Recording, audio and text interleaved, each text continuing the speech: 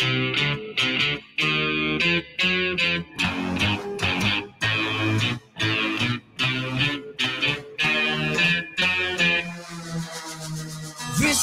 more a solid thing, promising all well. When youth was first blossoming, ringing as a bell. All the searching in your heart, something in the swell. Wonder if it ever will mean something you tell. I know what you need, someone just to know all the things we seem to be going through. I know what you need, just someone to know all the things that you hold in secret hope. We still like to dream and such, nothing came without. I still look to graceful things, painting for our living. I see best in you, don't dare walk away. We'll as yet pull it through, make our own day. I know what you need, someone just to know all the things you still want to touch in the world. I know what you need, just someone to know all the things that you're going through.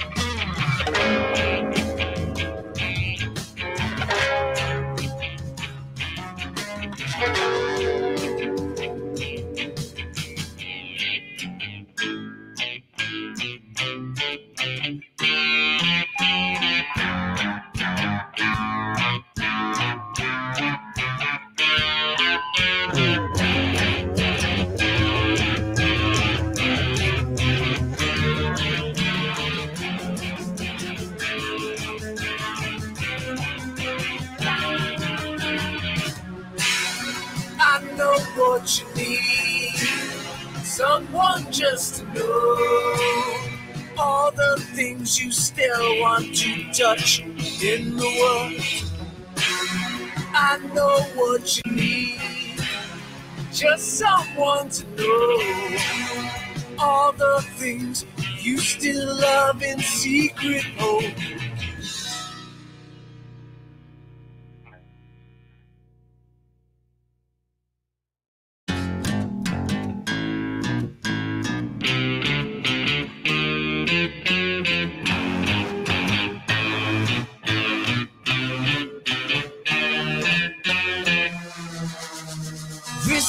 More a solid thing, promising all well.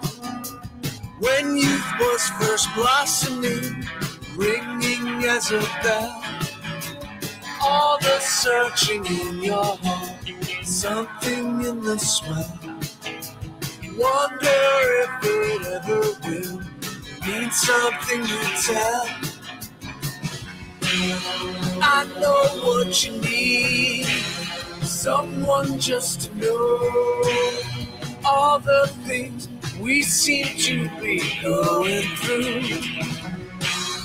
I know what you need, just someone to know all the things that you hold in secret hope. We still like to dream and such, nothing came without.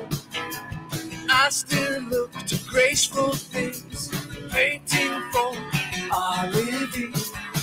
I see best in you, don't dare walk away. We'll as yet pull it through, make our own day. I know what you need, someone just to know all the things you still want to touch in the world. I know what you need, just someone to know all the things that you're going through.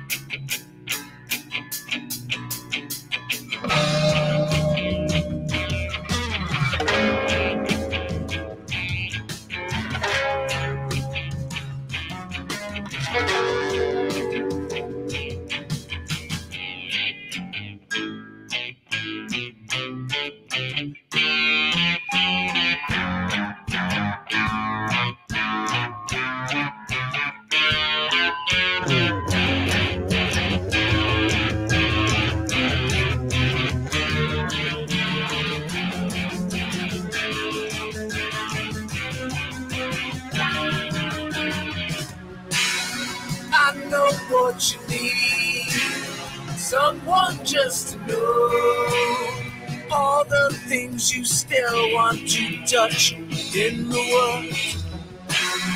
I know what you need, just someone to know all the things you still love in secret. Oh,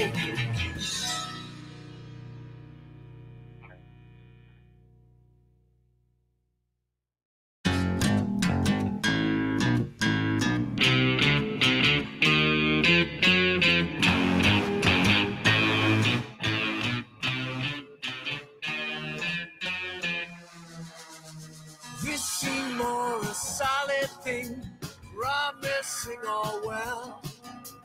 When youth was first blossoming, ringing as a bell, all the searching in your heart, something in the swell. Wonder if it ever will mean something to tell. I know what you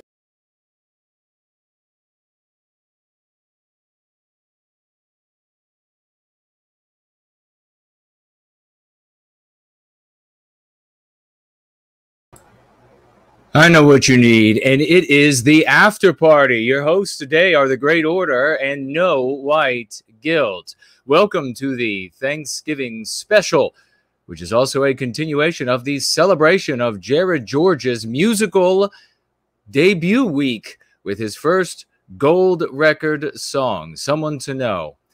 Actually, now that I'm thinking about this, I should probably have written something, because the situation sort of calls for something more laudatory for Jared, sort of like a tribute speech, sort of a encomium.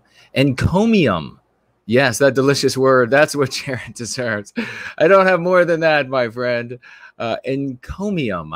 I hope I'm using that properly. That's what Jared deserves. But before I read the crown winners of last week, I just want everybody to know that when they are hearing Mr. George and his fantastic music, this new epoch in his professional life, artistic life, I just want you all to remember that that is my good dear brother that you are listening to. Now, as for the crown winner of last week, the crown goes to the one and only Bloofer for gifting a total of 10 saving white baby pounds. Thank you so very much, Bloofer. In second place was Mrs. Jess Horst and Slots and Art Acrobats, all champions in the white positive sphere, heroes going free and serving white well-being, all of whom gifted 10 wonderful dollars. Congratulations, and thank you very much to every single one of you for those kind financial gifts. Now, you can financially gift on Entropy, which should be up and running, and it should be under the No White Guilt Entropy. You can also watch the stream, of course, at theafterparty.tv by way of Entropy. You can also financially gift on Cash App, but you all know that. Check down into the description to find that link. We have an awesome and splendid assortment of guests for the party today, ladies and gentlemen, which is a party about giving thanks and appreciating all the good that we have in our lives, all the positive things. And as well, it is a time to remember and send our prayers to and offer a helping hand, a helping and loving hand to those suffering on the holidays. We know it's a time of year that people are inclined also to get very down, and we want to have them in our thoughts, and even more than in our thoughts, reach out to them to make sure that we pull them away from that darkness and ultimate act of white flight. And so, without, as they say, without further ado, I will throw it over to the great Mr. George to take us into these wonderful festivities. Hello, my dear brother. Oh, hello. How are you? I'm great. Oh my goodness. What is that behind you? Well, funny that you should ask. This is a surprise. I'm seeing this for the first time. Yes, it looks like a Mr. George on my wall. And celebrating, we have some balloons, and I don't know if you can tell across the top of the ceiling, it says, congratulations across the very top. This is to celebrate the gold record song. That's very caring. Thank you. Thank you very much. I guess you're the first person who's ever had a Jared George music poster on their wall. Not gonna lie, I was hoping it might be a female, but it's still okay. I still appreciate the joke. Maybe the female will be the first one on a ceiling, but yeah, maybe so. Is my sound okay? Is my sound coming through okay? Your sound seems okay. It's maybe if you can turn it up. Chat if we're even. Yeah, let us know in the chat how the sound is. And happy Thanksgiving to everybody. I have a bit of a new streaming setup here too for winter time. It might change again. It will change again soon, but for the time being, a little cozy. So we have a different setup here, especially good for tonight's kind of show where we're just hanging out, talking to a bunch of people, celebrating. We're in holiday mode. It's a long holiday weekend. Mm-hmm. But yes, we're excited. I'm very excited about the launch. Thank you for all giving it the proper grandeur and giving it some pomp and circumstance. I really appreciate it. That's very funny. And for anyone that didn't see, music.thegreatorder.com. It's a new sub page off of my main site. It's up on the menu on thegreatorder.com too, but it's its own subdomain. I wanted to give it a bit of its own look, so it doesn't look like the rest of my site. It's just a one page, but you can play the song right there, stream, download links, a little bit of info, ways to support, and it says, in case anyone doesn't know as well, because some people assume, and I understand why, that this is a single off of an upcoming album. That is not the case. Not the case. How I'm positioned and our whole culture here and the way things work online, I felt it made most sense to release one song at a time. So I'm going to release one song at a time, about once a month or so. Kind of like the way Survive the Jive releases one very lovingly crafted mini documentary about once a month, and has carved out a space for himself doing that. I will approach my songs in a similar manner. Yeah, when I could not be more excited. I've been thrilled the entire time. I've been thrilled for the past couple months as Mr. George has been talking about this. And what a perfect time of year to release your very first piece in a new era in your life. Thanksgiving, when we are grateful for all the things that we should be grateful for, and force ourselves to take a look at those things. And some of those things that I know Mr. George is just as grateful for as I am, and that is all of you. I see Coconut, yes, and Elaine Sabatino and Jerome and Champion of Ithaca, and of course the great Gaiman Van Buskirk, great Grayman Van Buskirk, and Jesse Link is here, and Jack Dragon Energy. Thank you so much. Who is that I just saw a moment ago? Jack is here. Jack White.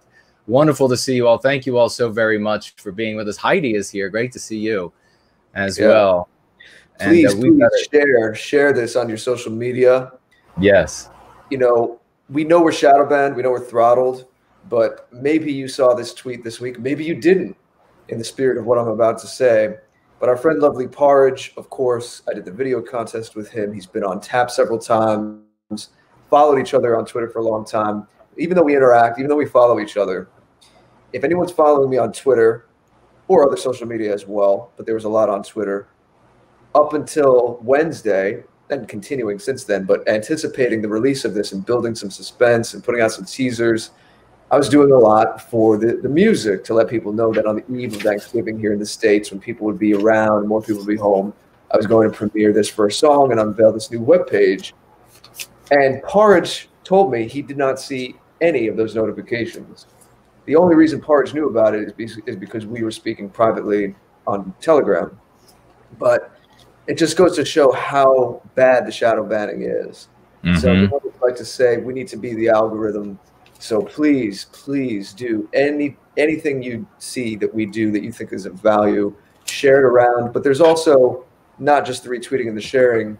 There's something like the song, if I may make a small request. There's comments too, and message boards and forums and things like that. Especially when you see people say things like, "Oh, most modern music, or especially rock music, because it's generally rock or alternative rock, most rock music sucks, or it's not produced the right way. It all sounds the same now." You can drop my link and say, well, this is an artist of great order. Just so you know, even though it's just me, I do kind of use the band name, how some solo artists use a band name. So the artist name is the Great Order. So please try to keep that in mind. So think of that as the band name. Or conversely, if you have a band that you really like and they're a cool band and you think that my sound has some overlap with their audience and might like it, post it around. That goes for anything that we do, of course. That is just, I'm giving you an example on the music since we're talking about the music for a minute. But we really, really, really do need everyone. It goes further than you think to have people share this stuff, because the big tech companies, they know who we are. So we are throttled to all hell.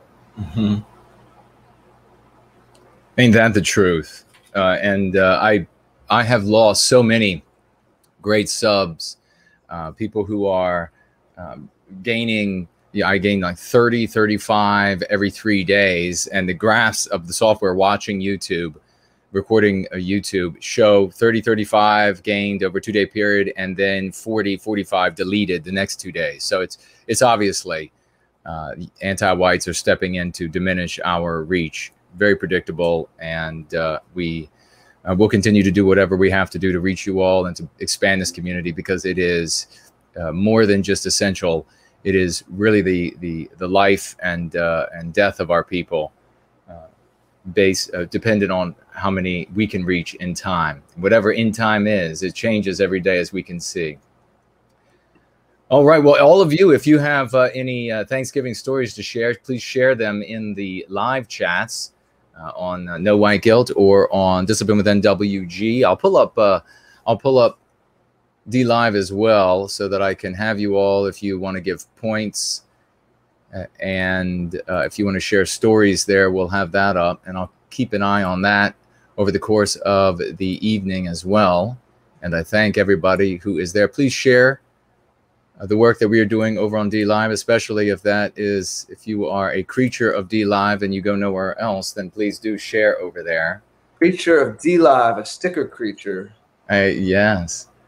But it's wonderful to see everybody, and a great big happy Thanksgiving. Oh, the other thing I want to mention is if you have any stories of conversations you had with those so-called or actual loved ones, but maybe you brought some of them over to Going Free, maybe some others you've been struggling with, maybe you had an argument, feel free to share. But we're looking tonight to really celebrate the thanks of all the things that we have that are wonderful in this world, all the things that we have that where the pistons are hitting just right.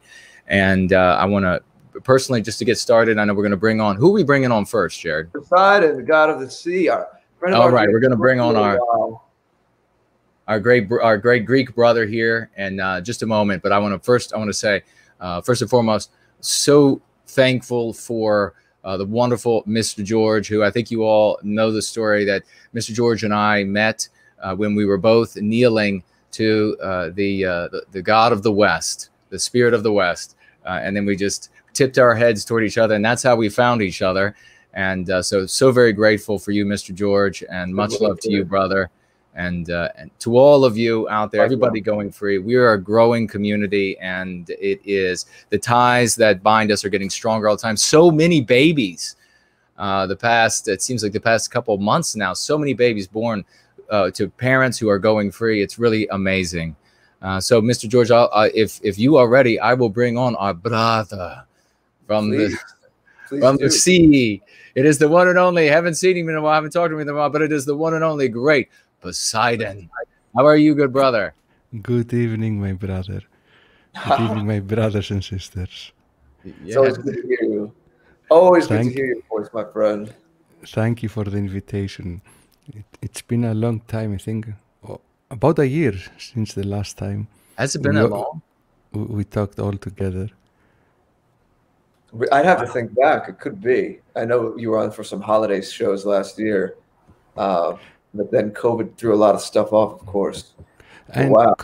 Congratulations, Jared, for the start of your new career.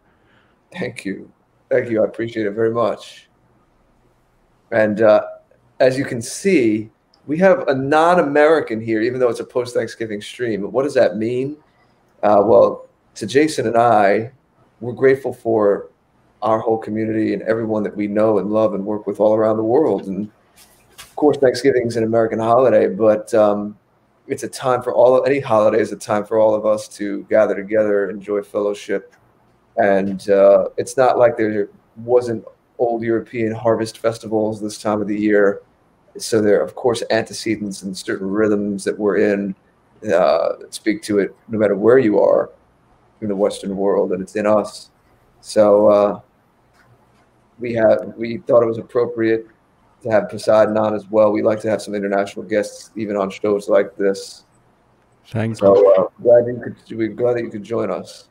It's an American holiday, and to be honest, I didn't know exactly what you celebrate during this day, so I had to prepare for the stream. You did a little research? Yes, I did. I watched a ton of YouTube videos in order to understand the history of Thanksgiving, and it was very interesting. Yeah, it's probably a hard thing to convey to a non-American. There's a feeling in the air, much the same way more of us will know the Christmas Yule feeling, which in the States, now that Thanksgiving's passed, we're kind of officially in it. Even though stores put out Christmas decorations early. I don't know what you think of this, Jason, but if I was in any kind of, not that I aspire to this, I'm happy being an artist, but if I was in any kind of power where I could make such things happen, I think I'd make a law where in October there has to be only Halloween decorations out. In November, Thanksgiving, and then after Thanksgiving, this weekend after Thanksgiving, you can start the Christmas season, the Christmas decorations. You know, give each holiday its due, because this last part of the year, these last 3 months, I even wrote a poem about that a couple years ago called The Dark Quarter.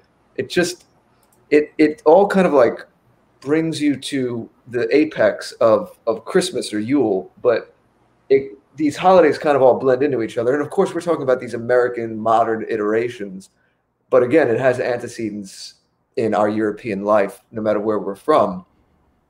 But each holiday has its own feeling. What I was starting to say is to try to explain to a non-American, Christmas time has its own feel.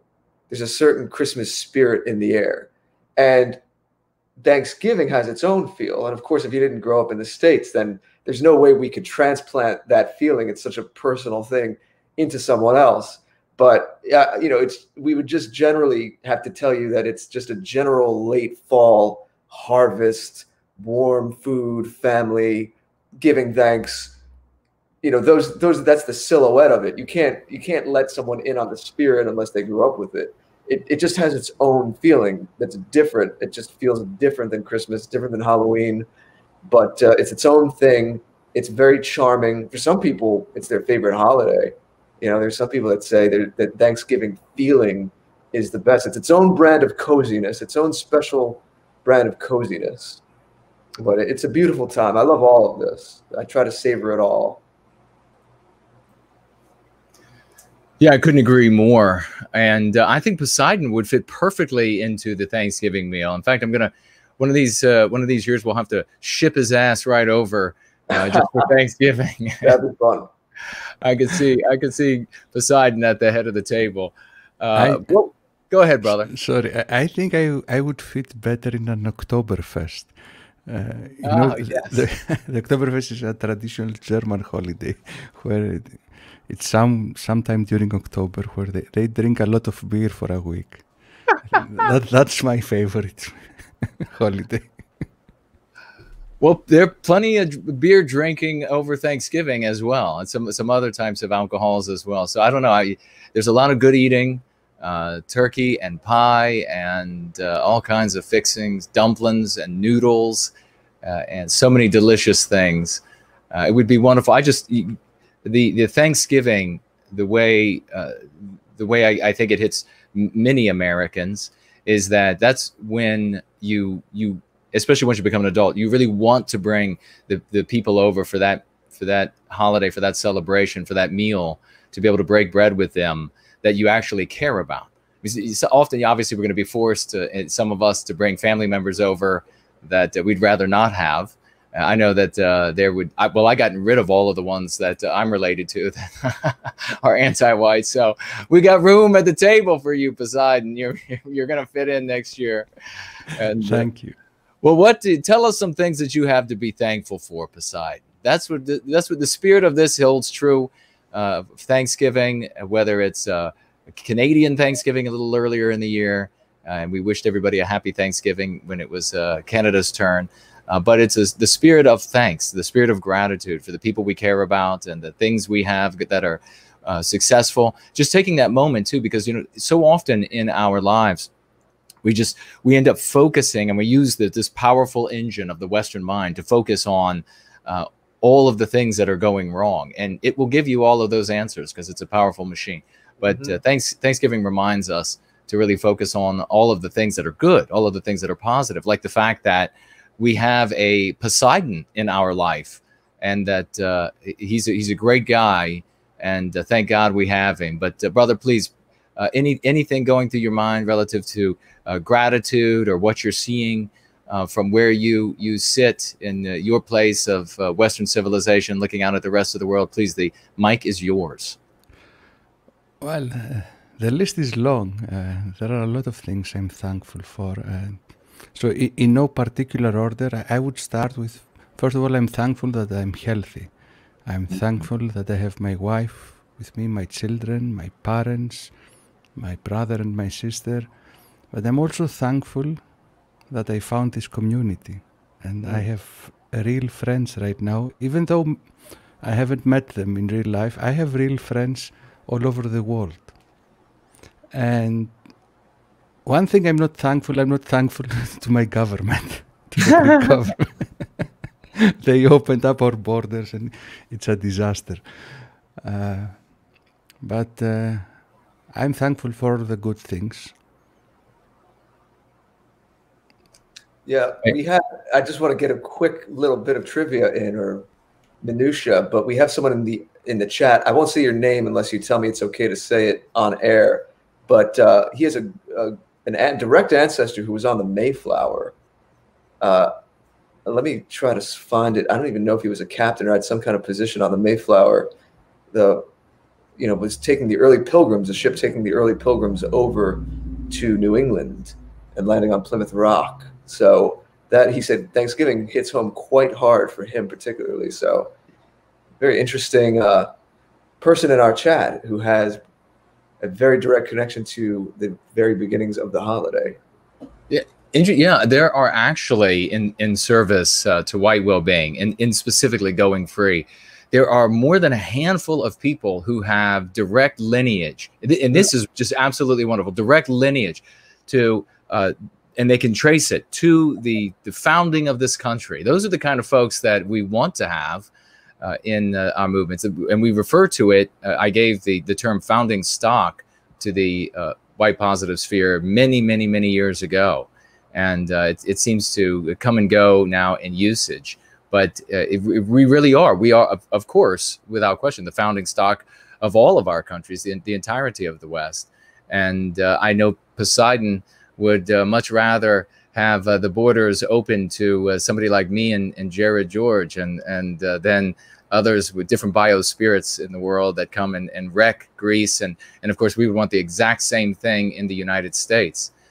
Maybe, I guess, that's one of the things that we could ask you, Poseidon, is this. When you see, and you've talked about this before, brother, this is the, and we use the phrase here, one nation, many countries. You have seen a lot of different ethnicities of the white race, if you will, because there we're talking about the different hues of the culture, and able to function together. And you're also on the front lines, able to see where there is the big conflict, where there are different biospirits. And I think you've spoken to this before, how there is the harmony, even when there is in Western man, even when there is different language and slightly different cuisine and dress, but then disharmony with the different biospirits who end up in our midst that cause the big clashes. And please, if you would speak to that, that'd be fabulous. Well, I've experienced the harmony, the peaceful coexistence between different between people from different European nations, and I'm a living example of it. My father is Greek, my mother is German, and my ancestry is a mix of Greek, German, and Scandinavian. And I've lived in Greece, I've lived in Germany, I've traveled a little bit all around Europe, and I felt like home everywhere in Europe. So I feel that we are a big family, and I've said this before on your stream. I consider us all distant cousins, and if we did a DNA test, we would all find out that we are actually genetically distant cousins. And of course, I cannot feel this connection with the wonderful doctors and engineers that recently are swarming Europe, especially Greece, Italy, Spain, which are the entrance points. It's a different spirit, different DNA, different culture, and I don't know how to express it politically correct. It's problematic, I think, for both sides, because when these lovely people come into our countries, they don't feel like home, and they try to create their own little Chinatown, Turkish town, Somali town within our town. So they feel uncomfortable, we feel uncomfortable. It's an uncomfortable situation for everyone. Yeah, precisely. And that's one of the main points about multiracialism that's insurmountable, is that the culture comes from, culture is the aggregate of the biospiritual projections of an animal. And that animal is, in our case, of course, is the human animal that is separated into races. And we see in all cases that wherever white people go, they create Western civilization, slightly different hue, and it depends on a number of factors, usually the environment itself, because that is the canvas on which we project our biospirit. And our brothers and sisters of the past, and we hope rarer and rarer in the future, have made the grievous error of going to war with each other, spilling each other's bloods, often driven by the whip of some petty tyrant at our backs who just wants more wealth or power for him or herself. And also over trivial things, as I said, slight different cuisine, slightly different dress, slightly different this, or an argument from 500 years ago. Yeah, this is absurd, and we should never do this. They were heroes in all of these conflicts, and we celebrate them all, and we should never allow that to happen again. But what happens where you have two different types, same species, but different biospirits of the species in the same environment? You end up with a cultural arms race. There has never been such a thing as multiculturalism. And you end up with a cultural arms race, and the cultural arms race ends up, once both sides have numerical, or more than, there might be more than just two sides, there might be many sides, end up with numerical courage. You end up in balkanization and warfare throughout all of recorded human history. So this is the problem that, of course, that Poseidon sees, being on one of the frontline countries witnessing this. many, across the United States. We used to just be able to say, Mr. George, that places like, Texas, California, and these New Mexico and Arizona, these are close to these other countries. But now, of course, they make sure, the anti-whites make sure that there's no place in the United States that they don't bring all of the doctors and engineers and philosophers to enrich us in every conceivable way. And if you are not a subscriber, you don't know who Poseidon is. He has a great way of talking about these things that is entertaining, and it's not what you expected. And his delivery, his wit will entertain you and educate you, tell you about the world and everything going on. And it is a wonderful thing to behold. Poseidon, before we move any further with the conversation, why don't you tell folks, because I know people have to be wondering at this point, those watching live and those watching in replay. And by the way, we have a lot of new people coming into the community from across the white positive sphere, people who used to consider themselves Nazis, people who are MAGA, people. So all over the place, the entire spectrum of folks or thoughts and ideas are coming to Service to White Wellbeing because they're realizing that this works. Wow, this works, and it's the way to go. And they're wondering right now, who is this Poseidon character? Where can I hear more about him and what he has to say? And if you could share that, it'd be fabulous, brother. Well, I've been using for a long time YouTube, so I have a main YouTube channel and 3 smaller ones. I'm very also active on BitChute. I've been on BitChute longer than YouTube. And I make most of my live streams on DLive, sometimes even on YouTube. I'm also on Telegram, Twitter. I'm everywhere. But because there are various fake Poseidons out there, if you want to find me, you have to search for real Poseidon.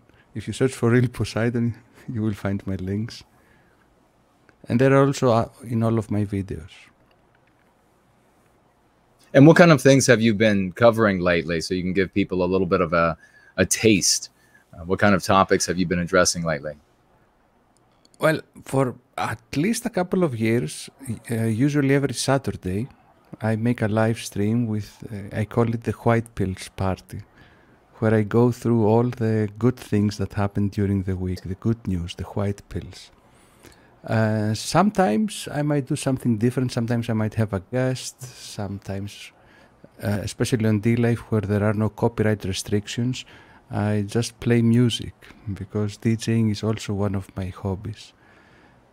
So there's a lot of variety. It's not always political. I had a little internet hiccup there. Can you hear me all right?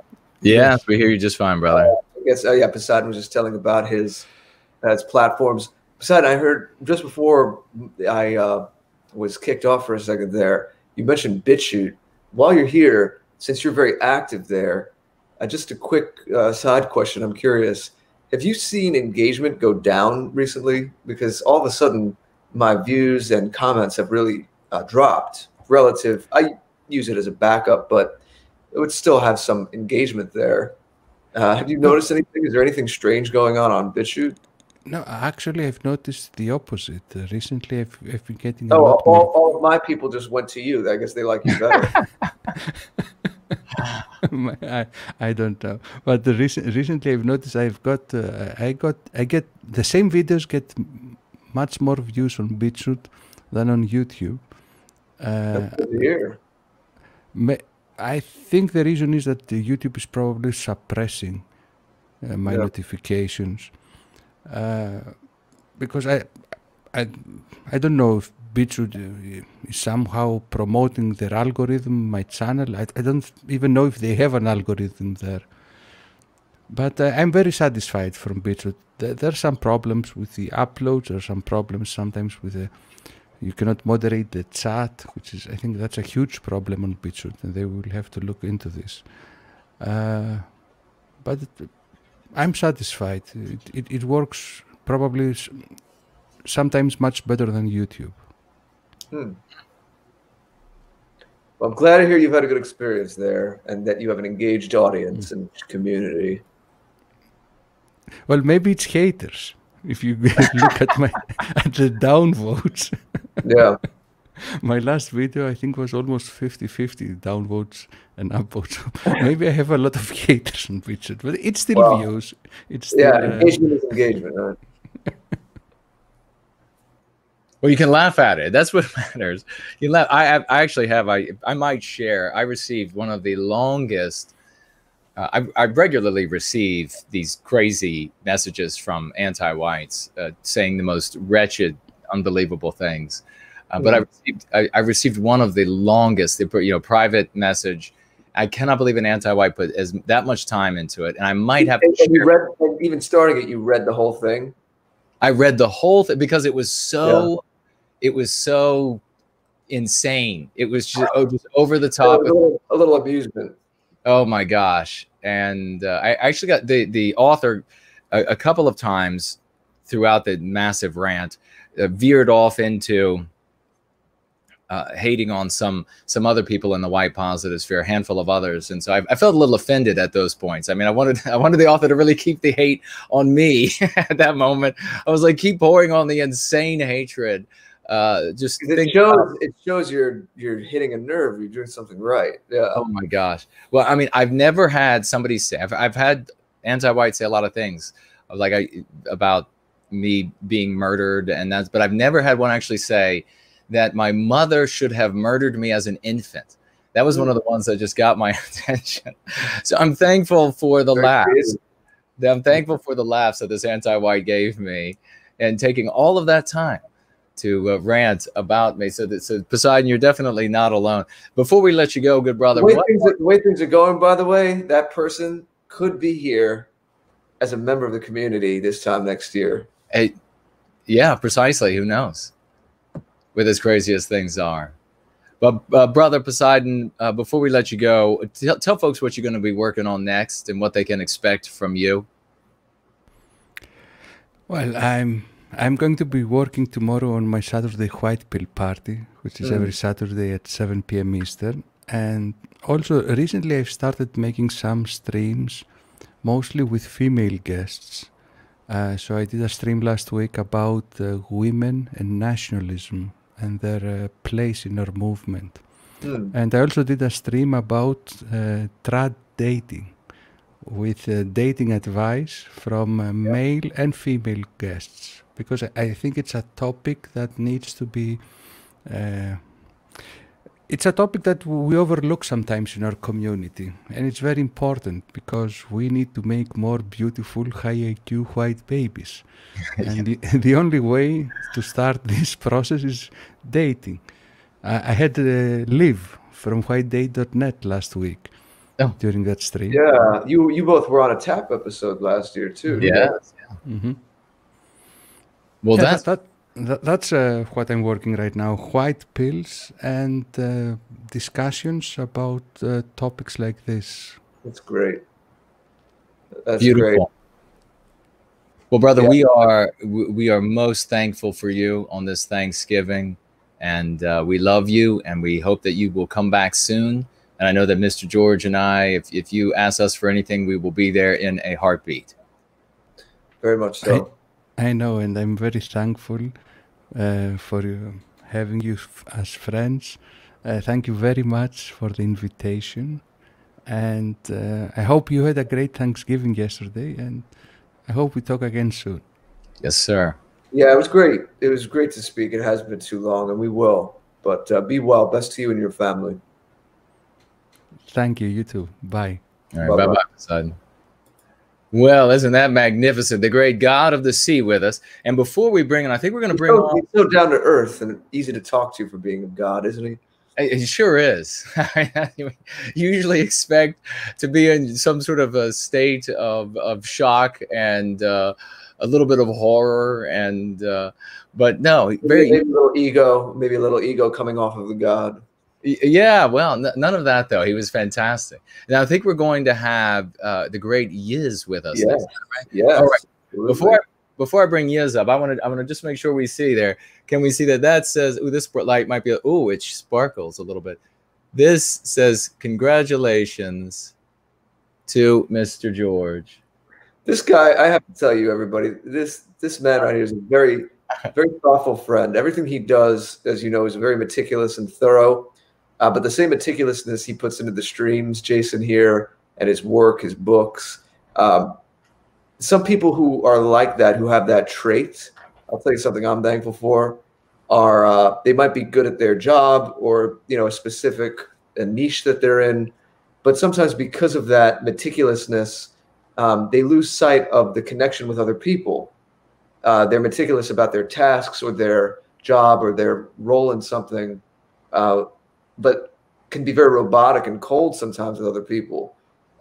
Jason here is, I can tell you as a friend and partner for him for several years now, brings that kind of meticulousness into the warmth of personal connection, fellowship, and friendship as well.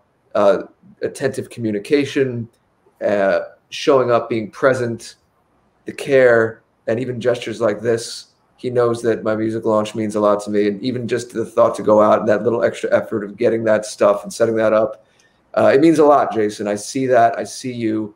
You are truly an A+ person on all levels. Well, thank you so much, and because it meant a lot to you, it means a lot to me. And yeah, I know. Thank you. Well, thank you, brother, and for everything you do. And now we're going to bring on a rising star, and like a supernova scorching toward the sky. Like, no, I'm going to have to redo this. This is like a SAM missile. One of those. What are those called? The S-400s by the Russians that scorch into the sky for hundreds and hundreds and hundreds of miles and can take out missiles. Take down planes and everything else. Yes, the unique. Hello, can you hear me okay? Beautifully, please, dear lady. How are you doing? Happy Thanksgiving. Work is good. Activism is good. I guess I'm good. Just listening to you guys talk has brought a smile to my face.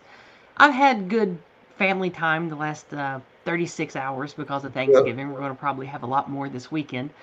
I don't know if any of the rest of you out there are hillbillies, but in the mountain holler, you can probably hear my family hooting and hollering in the background. But there was live banjo music out on the porch until just a little while ago. That's the real deal. That is the real deal. Yep. And anywho, I'm feeling good. I'm very thankful for many things. I had a couple of things lined up to talk to you guys about tonight. Yeah. Anything you want to proffer, or you just want me to get right to it? Please, I'm good with you just getting right to it. Okay. Yeah. The first thing I'm thankful for is community and family. Primarily having people that I feel connected to, even though I have problems with my husband, boyfriend person, and a couple of the people in my personal life. I'm thankful to have them. Just like the video I made about my abusive, terrible father, at least he was a real father, and he never gave up on my mother and me, even though he was an abusive jerk. Like, we have to find the things that we derive pathos and meaning from, yes, even if it's negative. Like, many of us in the white positive sphere have sorted connections to certain elements of the last 100 years of history that make us feel certain ways one way or another that led to negative outcomes. We have to make our peace with that and find our connection and our thankfulness for what we came from. Despite the failings of our forefathers, they still led to us having all these great things and having the civilization we do. And I take that same approach to my personal life. So I find thankfulness to have what I have, to have the experiences I've had for good and ill. And I think that that's a good message to remember when it comes to maybe you've had battle with drugs, maybe you've had a battle with an abusive family member, maybe you've struggled with an abusive ex, maybe you've had children that hate you or something like that. But you still have those connections in your life, and if you can learn to cultivate positivity, you will spread positivity. And I think that that's a good way you can turn even a dark situation in your personal life, like I've had many of, into something more positive that will work for you. And this community has helped me a lot with that, especially the this book right here.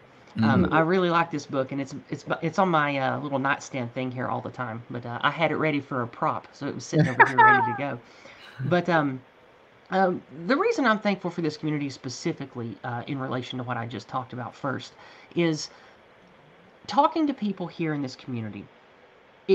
It really is a wide net. People from all over the place end up here, and it's wonderful to see that people really can rise from the ashes of bad relationships, bad ideologies, dangerous fringe elements, and come together in something that's kind of like a family because of the message of positivity. Like Jason says, a message of what is it? Truth and redemption? Is that the actual line? I don't remember. A message of hope and redemption. Is that what it is you say? Love, hope, and redemption. Love, I think. hope, and redemption. Okay, like I really feel that in this community, and it's helped me sort of regalvanize my sordid experiences into something new and positive that I can use to aim at the world and to aim at others, to feel like I make a difference and am also connected to something positive while doing it. Because previously, it was never both at the same time. It was either I felt aligned and had some kind of community and friendship, but what they were about or where we were directed was either negative or not helpful, or I was doing something really helpful, but I wasn't connected to a community or had anybody like for example, helping nationalist or regular MAGA types do activism or doing email lists, that kind of thing. It didn't feel as grounding and unifying and powerful as what I've started doing this year with the nationalist crew and specifically with the Go Free community here. So I'm very thankful for all of that, and it's largely because of this book and what I've been able to get from it. So speaking of this book and what I can get from it, I'm going to segue now, unless you want to say something before I segue to the next thing. Please go ahead. Yeah, no, please go with. One of the things that I've been about with my channel is a quest for truth and meaning. Truth and meaning, I think, go hand in hand. I'm not a scholar, I'm not an academic, but I've put a lot of time into scratching my head at the important things in my life. And it feels like the more that I can unearth about truth of society, of people, of family, of history, the more meaning makes itself clear. And meaning is something, in my opinion, that manifests itself through your journey. It's not something that you can obtusely just get from sitting around and thinking and pondering. Meaning is something that has to be cultivated and discovered, not just wrought in the abstract at home. And doing so has led me to come across a lot of people that enjoy the same kind of intellectual pursuits to find meaning in life. And doing that this year, I have really enjoyed debunking, I guess, the whole debunk thing. The counter debunking is all the media lies and all of that stuff about Trump and the possibilities of the coup. I'm not going to say it on your channel. I don't want to get you in trouble. But I've enjoyed meeting communities of people that talk about all of these things, and recently I have come across an excellent community that has 26,000 subscribers, casts a wide net of people, mostly American, Canadian, and United Kingdom people, heavily Anglosphere, and he's a British guy named Uzulu, and he runs long community streams where he has on people, and they go over the news, they talk about current events, they talk about politics, they talk about geopolitical, interesting intellectual things, and I was a very natural fit for that community because of my background and the people I know. And thankfully, there's a lot of patriots, a lot of nationalists, a lot of classic libertarian types, or classic liberal types, forgive me, that care about the preservation of our Western Anglo ethnicities and countries. And so through that connectivity and sharing of the end result that we all sort of want, I've been able to really test this by talking to people who are not actively white positive and who don't share the ethnocentric nationalism type of ideas that we espouse. And it is what I wanted to say in part of being thankful for this is I've been able to speak to a room of 30, 40, 50 people on the Discord at a time. None of them who are actively white positive, none of them who believe talking about race or focusing on ethnicity is positive or helpful in discourse.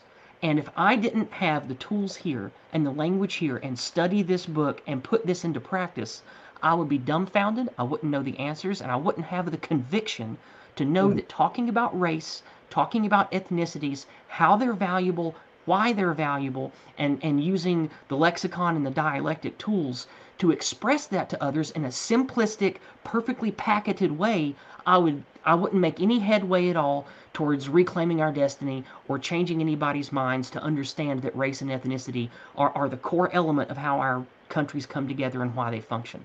And I'm very thankful for that.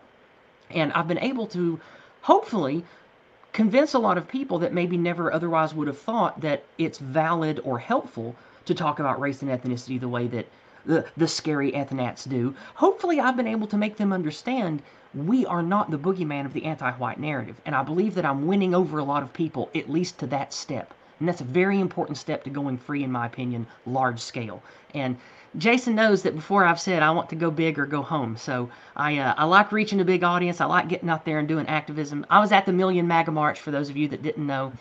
Me and my crew handed out hundreds of flyers. I probably handed out more than 100 myself. I passed out little stacks of 20 and 30 to the gang, and we got them all over the march. So I've really been enjoying getting active with the good old American patriotism. Boy, that feels good to do that. I love America, and I know Jason likes America too.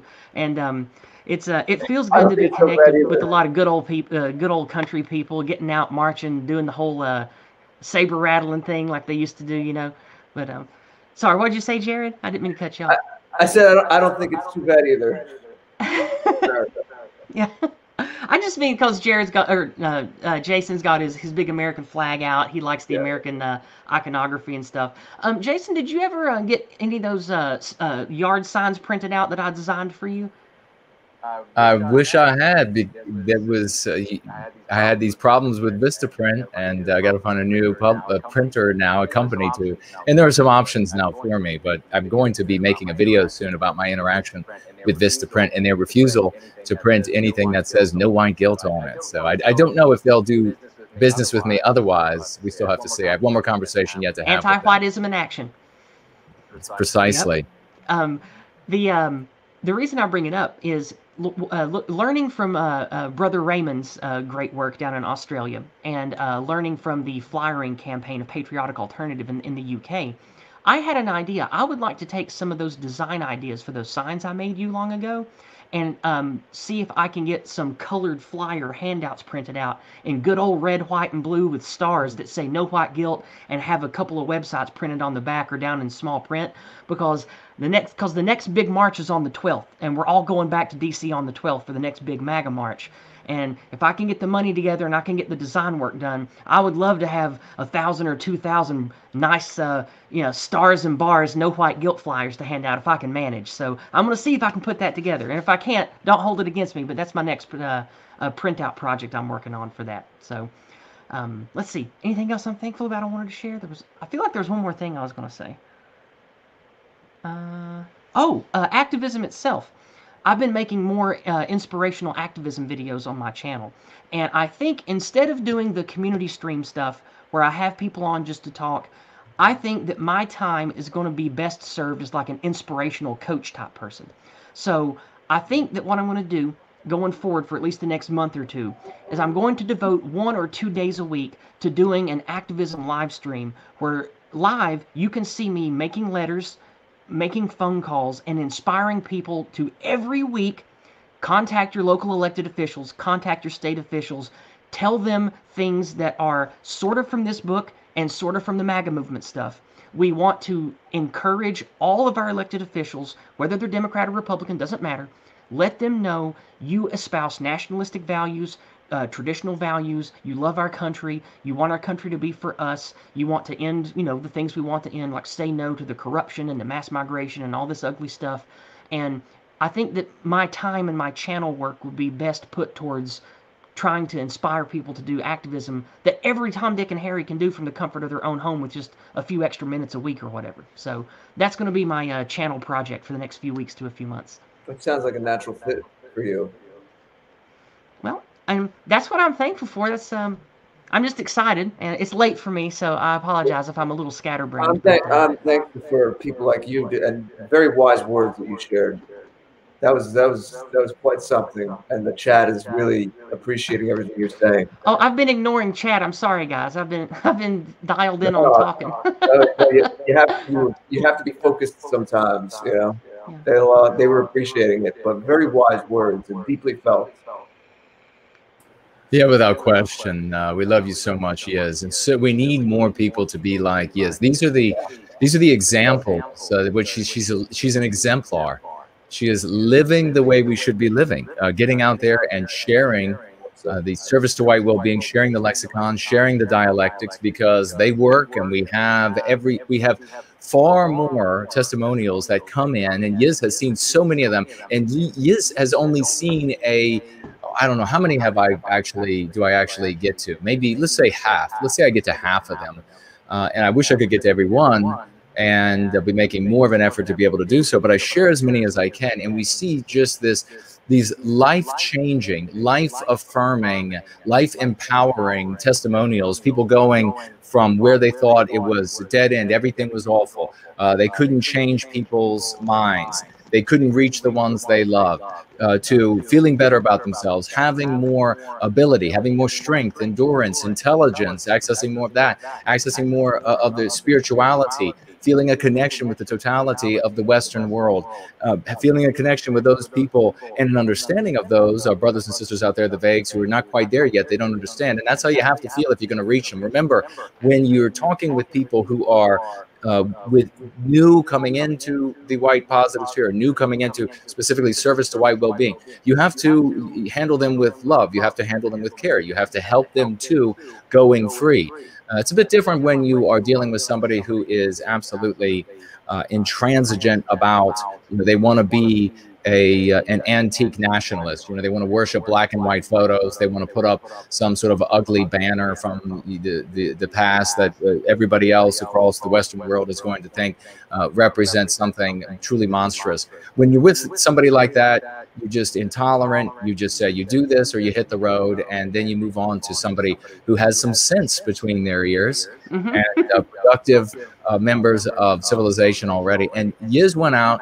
She's been doing this again and again. She immediately, as soon as she started to learn about going free, she immediately began to apply it. She does a magnificent job. She got out into the world. She was mad. These are things she could do. Not everybody can do the exact same thing, but you can do your thing. You can do whatever that is. And there are a lot of different things to do. A lot of examples in Go Free. And iteration 2 is going to be out in the next couple of months. It's going to be more powerful than what we have right now because we can reveal more. But we have to live the life of activism, of service to white well-being, because that's all we have. You're not going to start political parties. You're not going to pull down political parties. You're not going to secede. You're not going to hide and somehow escape what the anti-whites have planned for us. This is the only route. And not only that, it is the route that has been showing every step of the way diamonds in every step that has been taken. Every trod step is another set of diamonds for others to follow. So talk about a trail, leaving a yarn behind. We leave diamonds behind for people to follow to the recapture of our destiny. But we love you so much, Yiz, and we thank you so much for everything that you are doing. You are an exemplar, and I could not appreciate you more.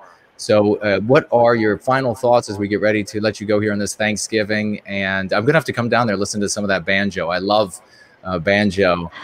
But what are your final thoughts, and what are you, where can people find you, and how can we help you? I'm sorry about the echo, first of all. People said there was an echo when you started talking. I'm supposed to have 2 layers of echo cancellation on this. I'm sorry. I turned the volume way down. Where you can find me is I'm on Twitter, but I'm banned currently, or suspended currently for about another 5 days. I apparently saying someone should be arrested because of crimes against the country is considered hate speech and threatening harassment. So I got a 1-week ban for that. But regardless, you can find me on Twitter at @YEunuch, and you can find me, of course, on the usual spots: YouTube, BitChute, DLive, and of course I've got all the usual social medias. I've got a Telegram channel, I've got Gab and Parler and Minds.com, and I've got a Proton Mail account, so you can reach me through all those. And the upcoming things is I have the 2nd stage of my deep double analysis on COVID statistics coming out shortly. I've done about half of the editing, but it's mostly done. And tomorrow I'm doing a 3 to 4 hour live stream with Uzulu, the British guy. And we usually have between 400 and 500 viewers and around 20 or 30,000 overall views. So we reach a lot of people. And we're going to be doing a 3 to 4 hour analysis where I spent 2 or 3 hours this morning taking notes and going through everything. I went through your video and several other analysis people's videos on the Kraken. So tomorrow we're having a Kraken stream, and we're going to go through that, and we're going to talk about the ins and the outs and what it can mean, and break down exactly what the case is wanting to is aiming towards and all that. So that's going to be fun. That'll be on Uzalu's channel tomorrow. I'll make a community post about it. You can get the link from there tomorrow for my channel if you want. But that's what's going on with me. I'm going to be, hopefully, if all goes well, I'm going to have some new colored flyers. I'm going to be in D.C. on the 12th. And don't know about the flyers. That's new to me, trying to get those printed, and it's short notice, so we'll see if I can get them done. So that's what's coming up for me, and I'm going to do my best to be inspiring and give more direct activism tutorials on my channel and inspire people to start making an immediate difference with political and social activism in America. So that's going to be my focus going forward for the next few weeks. So that's what I got. Anything else you want to say or ask me? I just want to say it's very significant. You were talking about the Discord, but I didn't know until you just said that you're doing streams with Uzalu. So even though he was coming from a bit of a different angle, you still were able to get through to this person where he trusts you to get on and do long streams together and expose you to his audience. That is significant. I was going to say this anyway, but this point just underscores it even more, is you're speaking right to me, is because we talk about this all the time. I know you know this. All of us have to remember this, especially when you get a little down, you have a black pill moment. There are literally millions of people out there right now, as we speak, who are ripe for this. They are just a few ticks away from where we are. We're in the middle of a tipping point. It's beginning, and we have the right combination of factors that can appeal to these people, but still not water down our message. Some people go way out of balance one way or the other. This is very exciting. In my own work, more music and cultural work, a lot of it is positioned for that kind of thing as well. Just outreach, and a lot of this is just assumed. Our morality, our worldview, our ethic is assumed, and people are drawn to that when you just live it and you own it, and there's no being on the back foot, and there's no apologizing, and there's no trying to get ahead of the argument. No, this is natural. We know what is right. We know what is natural. We know that we're motivated by love. We know that we don't unduly hate other people. We just have a proper sense of boundaries, and boundaries are important anywhere in life. So this is beautiful work, and it's very heartening to hear that you're doing this. This is the first time we've spoken on stream. It was an absolute pleasure to hear what you're doing, and I look forward to speaking more. Thank you so much for what you're doing. And as always, you're always welcome to be on any stream with me. You're welcome to come to my channel, small as it is, wherever you like, Jared. Yes, please message me, and we'll do that. I was holding back a bit. Some people invited me until my music launched. I really wanted to get back into being more active once the music was out for a number of reasons. But now that it is, absolutely, I'd love to. Okay. And in response to what you said about the Uzalu guy accepting me, I have a very genuine message and way about me. And they could immediately tell that I wasn't somebody that just wanted to get on their stream and shout about nonsense or howl at the moon or whatever. And when it comes to people who are nationalists, and that's all I call myself. I don't like to give myself any complicated special title. And if pressed, I will talk about ethnocentric nationalism, but I don't even use the term ethno-nationalism. I just say I'm a Western nationalist. I believe in our countries for our people. That's it. And most of the sort of centrist or classic liberal crew, they jibe with that. And a good thing about this method and about this community is we're not hiding anything. We're not hiding an agenda to talk about the secret cabal of puppies. We're not trying to push some magical squirrels are behind it all. We're not pushing that. And they genuinely believe in what I say because I genuinely believe what I say. And with this method, it is solid. It is sound. It is literally about the well-being of us, Western kind, in our countries. And it's not one group being bad. It is the standalone complex of the anti-whites, all of those things that have come into place in the last 100 years or however long. That is the enemy, and the way that we defeat it is to go free. It's with white well-being. It's focusing on our positivity, and anyone who aligns with us towards that is a friend and an ally, and we work towards it together. And when you carry and you speak that message, even people who think, oh, that person talked about white people in a positive way, they're the evil N-word, like not that N-word, the other N-word. You know, they're going to see that we're not that boogeyman in the anti-white narrative, because you escape it with this. Yeah. It's perfect. And so this is why all of what we do is why I'm able to go out to communities who would reject you if you're the villain in the anti-white narrative, and then my words would land on no ears. But when I do this and I believe in it and I put it into practice, dozens of thousands of ears get to hear my truth and what I have to share. And remember, like Jason and I say, if they have but the ears to hear it, we need to have the voice to tell them. And that's what I'm trying to do as much as I can, as loudly as I can. So, Amen. I know that was a long answer. I'm sorry, Jared. I get really worked up and excited for this. You know, you have to do the coach thing. You were meant to do it. It's part of your destiny. So, Godspeed. We'll talk soon, and okay. Bless you so much. We love you. We love you. I love you guys too. Thank you so much for everything. Happy Thanksgiving. Happy Bye-bye. Thanksgiving. Bye. Enjoy the rest of the weekend with your family. Thank you. We will. We're going to eat a lot and, you know, just hoot and holler and have fun. I agree with you. It should be a long weekend. I like. All right. Well, that was fantastic, wasn't it? I people were saying there was an echo. I'm really upset about that, because I thought we were ascending to God tier. I thought that's what was happening. I thought we were in the middle of ascending. I think Yiz was right there. I was like, really? It was just an echo?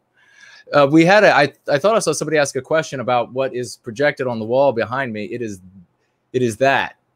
It is the great Mr. George. And if I could make it that vivid on the wall, then of course I would. But this is as good as we could get. It's on the wall behind us. And so it's a happy Thanksgiving celebration, but also I'll put that link in the chat. That's actually the banner, Jason. Yeah. Very kind of you. Very funny. Very thoughtful, as I said earlier. That's the banner on the new music page where you can stream, download, get info on my song, releasing one at a time, about once a month. And the debut just came out Wednesday. What was that? The 25th, the day before Thanksgiving here in the States. Yeah, it was a lot of fun.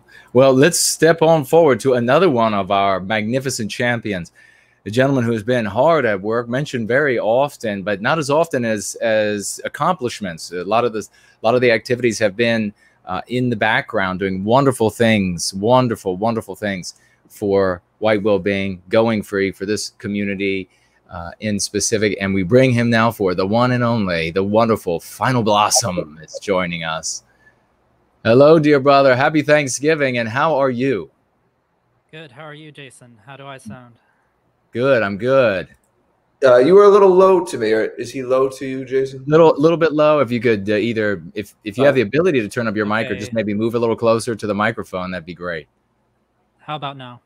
It's a little better. What about, does he sound better to you, Jared George? Okay. This is as high as I can get it for perfect. Okay. What's on your mind, brother?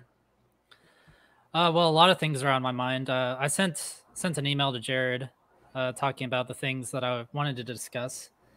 It's more than I can discuss in 15 minutes, though. Well, let's crack the surface of it, and then we'll have you back and certainly be able to bring you over on Going Free. But tell us what's on your mind.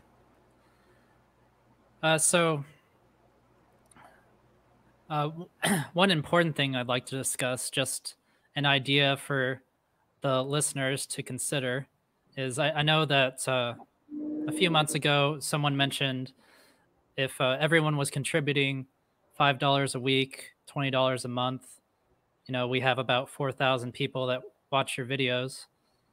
That would come out to $80,000 a month for the work you're doing. But I know that a lot of people, $5 a week, $20 a month, that's too much for them. So I looked at your Subscribestar recently, and just right now you're making about $610 a month through Subscribestar, and $400 of that is from just 5 people. So $400 out of the 610, so 2/3 is coming from 5 people, and I'd really like to see it getting more people involved, even if it's just $1. So if we had 4,000 people contributing $1, that's $4,000 a month, and then there's a little bit of weight lifted off of the big contributors to support the work that you're doing. That's a fantastic point, and I want to point out though that folks, Final Blossom has financially gifts, but he also does a lot of work in the background. He was essential to the marketing and Crucible, magnificent work there, and in many other ways has made videos and has posted a lot of videos, tweeted and then shared and brought people in. So he's a great example of somebody who is demonstrating, a lot like Yiz, that you can engage in different areas of service to white well-being and really make a big difference in the world. It's going to make, as I say on Going Free regularly, we are the apostles of service to white well-being. We're bringing that message that is changing people's lives. And this is I think it was Promethean Epoch that had mentioned the idea of, if everybody just gave a $1 or $5 or whatever it was. Yeah, I can't remember the exact sum for each person watching Going Free and imbibing that information and taking something away from it. Then it would be more than enough money to have the organizational entity up and running, to hire people and to have people active all over the country and indeed in different places around the world. So this is going to be something certainly during the 2021 that we're going to be looking more into. And we do owe a great debt of gratitude to all of those individuals who are the biggest financial contributors, because there are so many who are just riding, and some ride because they can't afford to do otherwise, and that's fine. Your service can be in some other fashion to white well-being, but we all need to serve. And when you are somebody who is just riding, you need to make sure that you are thanking those, especially those who are financially gifting the most. Thank those people directly for their financial support. And we read those names at the beginning. I think the decision I made now was at the beginning of the month, the first Going Free at the beginning of each month. I will read all of those names. So we owe a great debt of gratitude to those people. And Final Blossom's one of them. An absolute great guy, great ideas. And we can also look at the collaborative efforts again and demonstrate again how we can work together in service to white well-being, where I was, I am doing what I do in service to white well-being. And then it has helped individuals who then gave their testimony. Maybe your only ability to serve white well-being is your testimony of the successes you're having in your life. We have Go Free out there and available to people. And Final Blossom has taken the book and has read into video MCs right out of Go Free. And then we played those occasionally on Go Free. And then Andreas took some of that material, put it to music, and then we play that at Go Free now. And it's magnificent. Everybody absolutely loves it. So that is the way that we can help each other, our different talents. And here we're talking about different parts, not only different parts of the United States, but around the world as well, in a collaborative effort to make a product that ends up reaching a great many people. And so very thankful for you, Final Blossom. Thank you so much for everything that you're doing. And do you want to share some things that you're thankful for? Do you want to share some more of those ideas that you had written to Mr. George about, that we can talk about over on Going Free on another day when we have more time? Well, what you just mentioned about the videos that I've been making, I can add on to that. Please do. So, well, personally, I don't like the sound of my own voice. And I don't know if you would agree that whether my voice sounds professional or not, but I think it would be nice if some other people took some of the videos that I've made and with better sounding voices than mine and redid some of my videos. I think it would attract more people. Well, that's actually great. I think you sound professional enough, without question. But yeah, where you see that you have a limitation and that somebody else might be able to step in and help with that, then let's try to make that collaborative effort take place. That's a great idea. Yeah, I kind of don't like it when you play some of my videos with my voice on them. I feel like I'm lessening the image of the movement a little bit. No, well, I don't feel that way. Just know that. I'm very thankful that you have taken the time to do that. It's very meaningful to me, especially when we know, like if I were to say sing for of somebody, it better be very meaningful to them, because I'm a terrible singer. So they better really be grateful that I'm going out on a limb to do something I'm terrible at for them, that I'm well aware of. But no, I'm very grateful, brother. And I think where Andreas remade it with the music, I think it sounds fantastic. So yeah, no worries there. Yeah, he did a good job with that. He really did. So what do you see? Do you see anything in the sphere that immediately strikes you in service to white well-being that you're really grateful for, that you feel optimistic about? Anything that you would like to share on this Thanksgiving stream?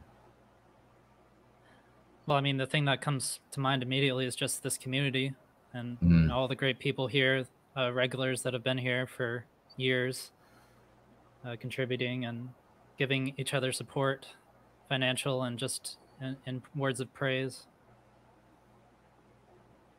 I couldn't agree more, brother.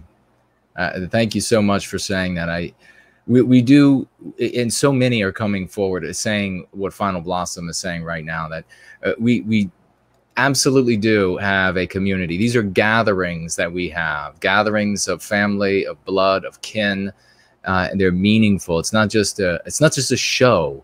We don't do shows. We have family gatherings is what we have, and that feeling is growing. That bond is growing every single time that we get together. And one of the greatest family members we have is Final Blossom, and a humble man here to step up and do the work that he's doing, and then to say maybe my voice is not the best for this, and maybe somebody else could step in and do that. It's a very humble thing to do, and we are deeply grateful to have you in this growing family. Love you, Final Blossom. Let folks know where they can find you, and any final thoughts you have before we let you go? Well, I just finished doing some catch-up work so that people can find me on, I think, 8 different platforms now. Wow, nice.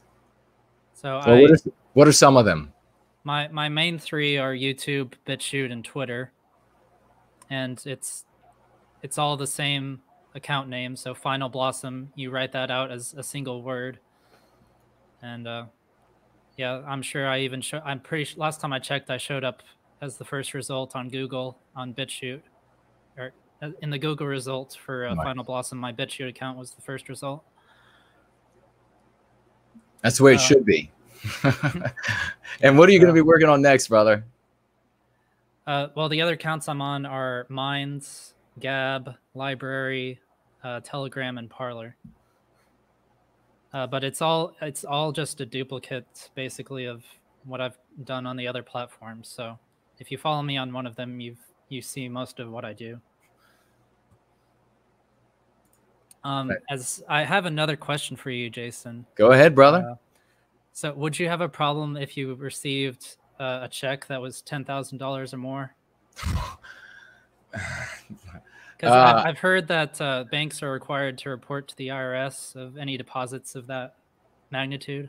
Really? Well, I mean, it probably shouldn't be a problem, but yeah, I was going to say $9,999. If anybody's looking to, there are certain tax. I don't know how much we can discuss on air, but there are certain tax regulations once it gets to 10,000 and more that has to be shared, or you're in the employ of someone. If it's international, then we have to be very careful there, because it could be shown that you're in the employ of someone outside of the United States. Well, so I will. It would have to be domestic.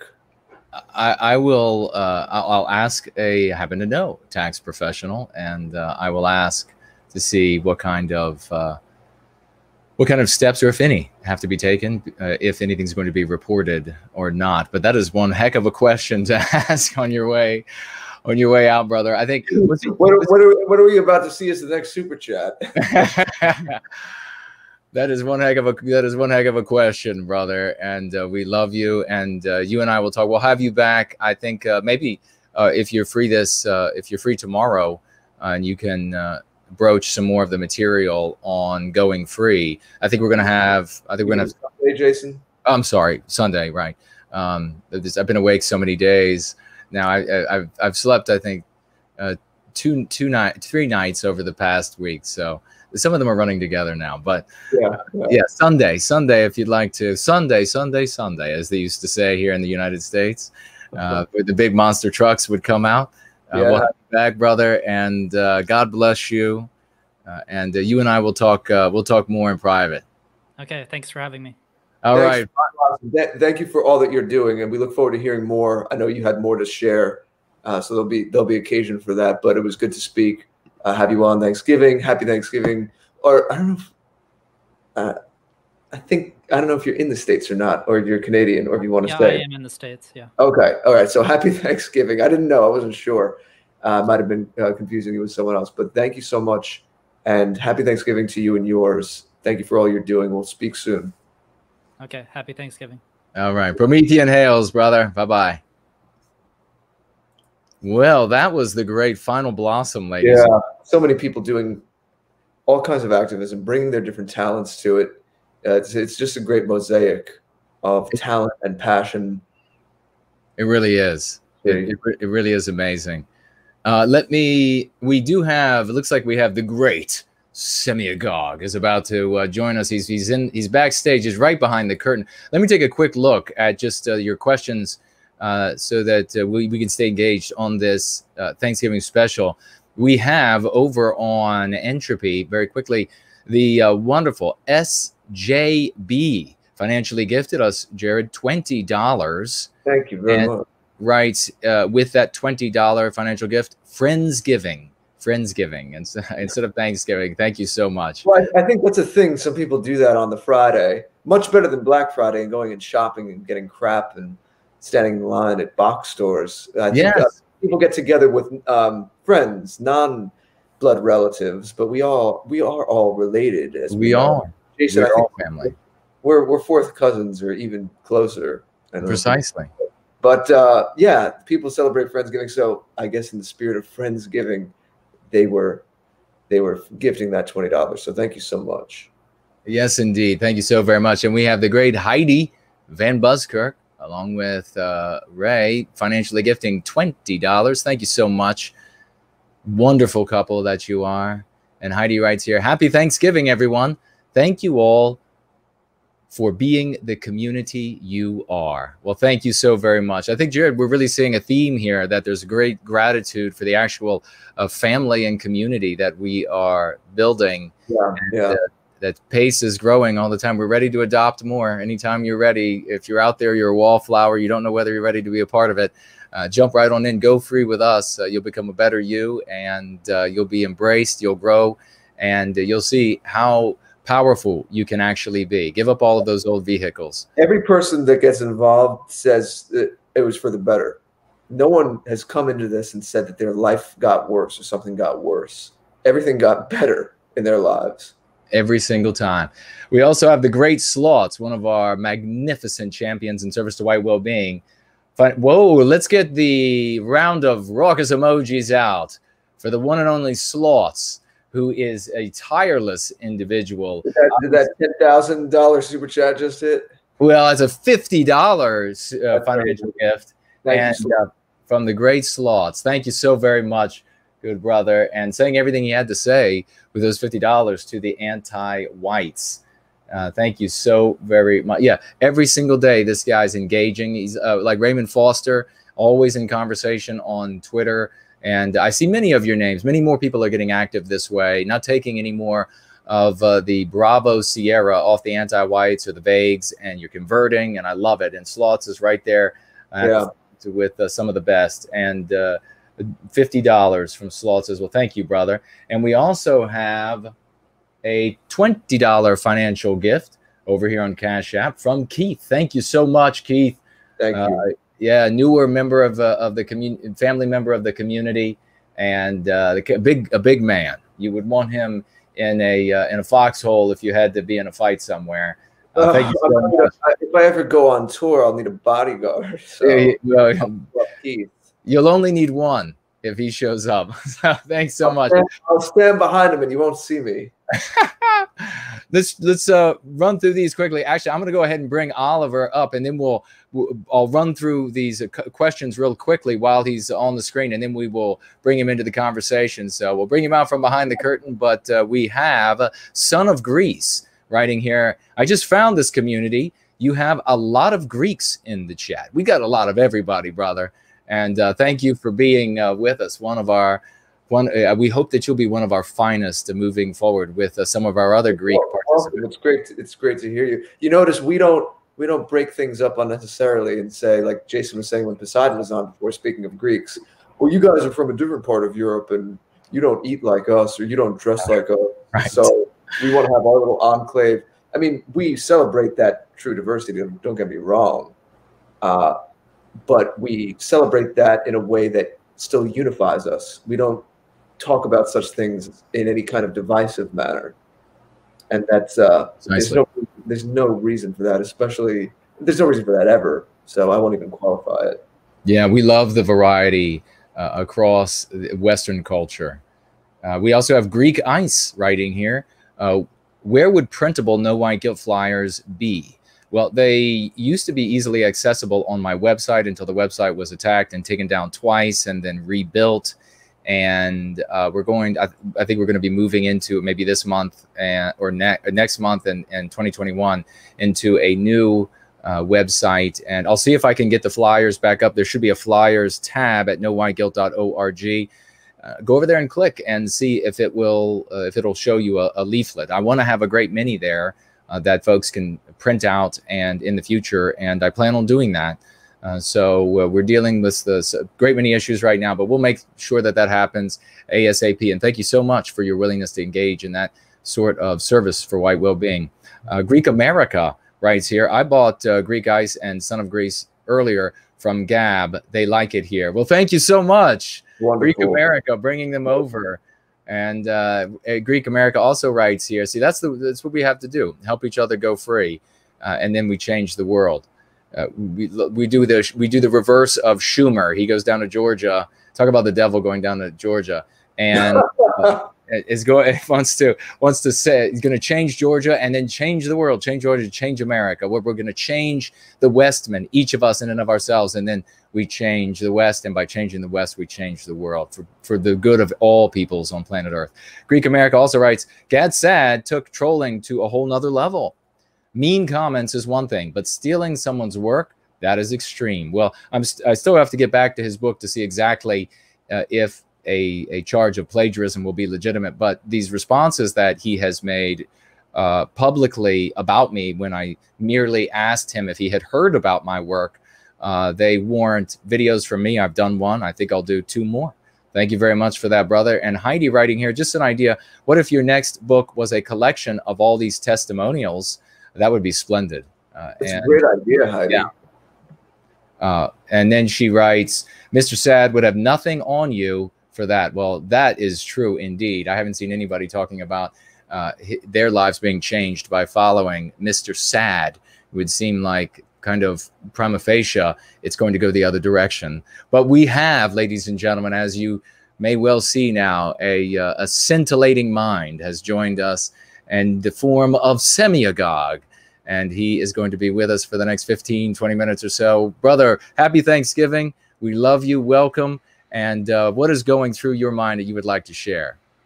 Greetings, love, felicitations to one and all. Happy to be here, and thanks to both of you for having me. And happy Thanksgiving.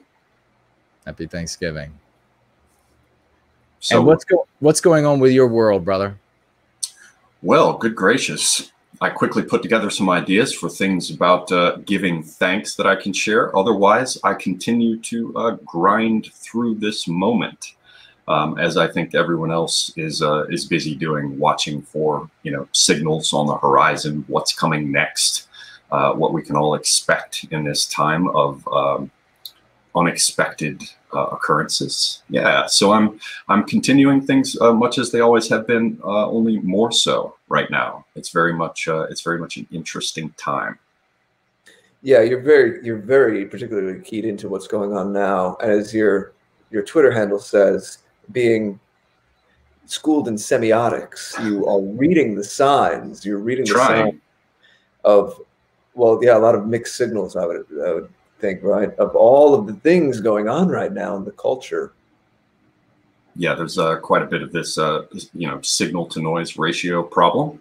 Yeah, what gets called gaslighting, or a number of things that are less pleasant that I won't use. So we descriptions I won't use, so we can keep this family friendly. Yeah, there's just there's a lot of spewing of lies going on, and a lot of nonsense. And I get the impression the entire country is waiting now, some of them consciously, many of them unconsciously, to get some sense of where all of this is going to go. I sent out a tweet about it. Normally on holidays, a holiday will come along and you'll wake up in the morning and, invariably you'll sort of stretch in bed as you first come to consciousness, and you'll think, it's Christmas, or, it's Thanksgiving, and you'll kind of feel this calmness. It's like when you go outside, even though the leaves are off the trees, so there's not as much sound insulation, you won't hear as much traffic.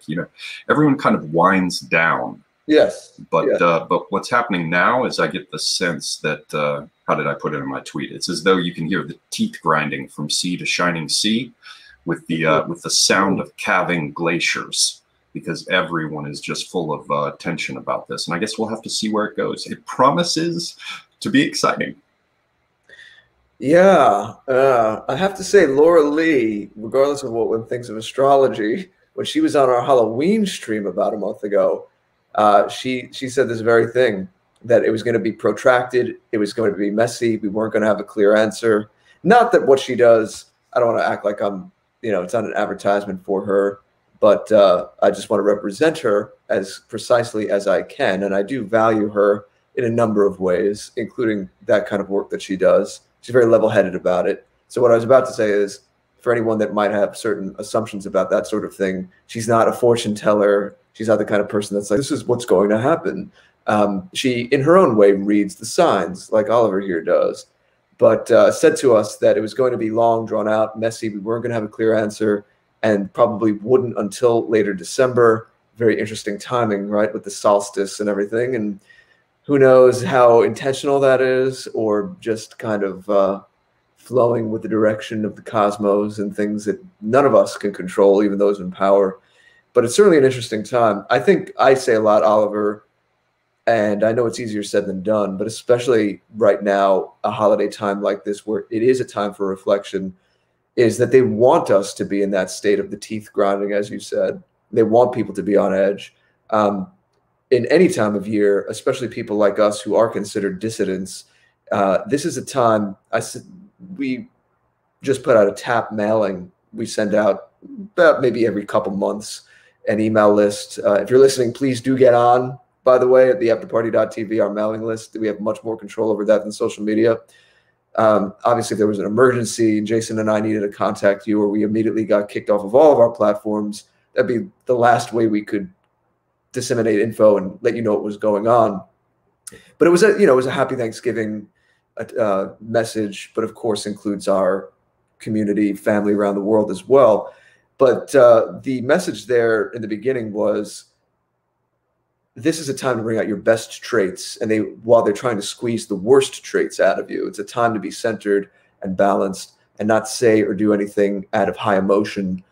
So please remember that in terms of your safety at first, but then also in terms of just enjoying your life and your own health, especially times like this long Thanksgiving weekend. And when Christmas comes up, I've said on another stream recently, Jason, you might remember a week or two ago, I will not let anything I will not let anything ruin my holiday season, especially December, Christmas, magical time of year. I don't think that's a trite thing to say. I really do think there is a magic to it, and that is an appropriate word to use. These are times for reflection, for family, for like we're doing tonight, gratitude, gathering, fellowship, love, warmth. Do not let them take that away from you. Even though there's crazy things going on in the world, and yes, we have to be aware. There's a time to be aware, be vigilant. To the extent that you can, this is something like this, a weekend like this in the States in Thanksgiving. Don't let them take that away from you. Enjoy it. Sink into it. Yiz was on before talking about how she's having a great time all weekend with her family. So make sure that you sink into that and fully put your teeth into that as well. Oliver, am I correct in saying, did I see something on Twitter where Yiz was on before and she was just on absolute fire, that you were aware of one another or doing some things together, communicating during this time, and you both had a lot of care about what was going on with this contested election? Yeah, when I was in DC for the Million MAGA March, I met Yiz. That's great. Got to see her standing on top of strange metallic objects, waving enormous banners. Yes, as some hundreds of thousands of us. Are you at liberty to say Freedom Plaza? Are you at liberty to say how you became aware of one another? I mean, I had seen Yiz before on Academic Agents streams, and then I had seen her here on yours. And when I went up there, I met up with some other people who were there, sort of from the online sphere. One of them being a guy named who goes by Charlemagne, and Yiz was a part of that crew. So I met several people that I otherwise, would only know via a thumbnail and a handle online. Well, going on what we're talking about too, and what I was saying a moment ago, anything you want to say about just gratitude or what this time of year might mean, set it up for other people or share something personal, anything of that nature on this occasion? Yes. I would like to give thanks for the ability to make mistakes, for the ability to screw up, for the ability to be wrong, for the ability to have been mistaken. I think that is something that we all often forget about. Many of us have had to scramble over the flints and shards of life barefoot to arrive at the understandings that we've come to. And very often those sorts of understandings are very, very hard won. So I was thinking about Thanksgiving and the idea of gratitude. And so I decided, as I often do, I'd take a look at the etymology of gratitude. And very semi-God thing to do. Right. But you find that these things, they have paths. It's like the thread in the labyrinth, the Minotaur, where Theseus has to follow this golden thread that's been provided by Ariadne. And, it's one of the few ways that you can find your way through things that would otherwise be confusing. And so you take a look at gratitude, and it really comes back to a sort of core sense in terms of its semantics, in terms of its meaning, to the idea of favor. And so gratitude is very specifically, it's not so much the act of showing something. It's not the superficial act of saying thank you. A lot of people will, say thank you, and you'll recognize that there's no gratitude at all in what they say, that it's a pro forma thing, that it's superficial. Far be it from me to judge in all cases, but all of us have seen in our lives that is sometimes the case. And gratitude is recognition of having been favored. And so what's most important is to recognize that you have been favored. That's what gratitude is. And I think one of the most important ways that we've all been favored is that we have the ability to make mistakes. We have the ability to pull up from a nosedive. We have the ability to not drive at 70 miles an hour into a brick wall if we take it.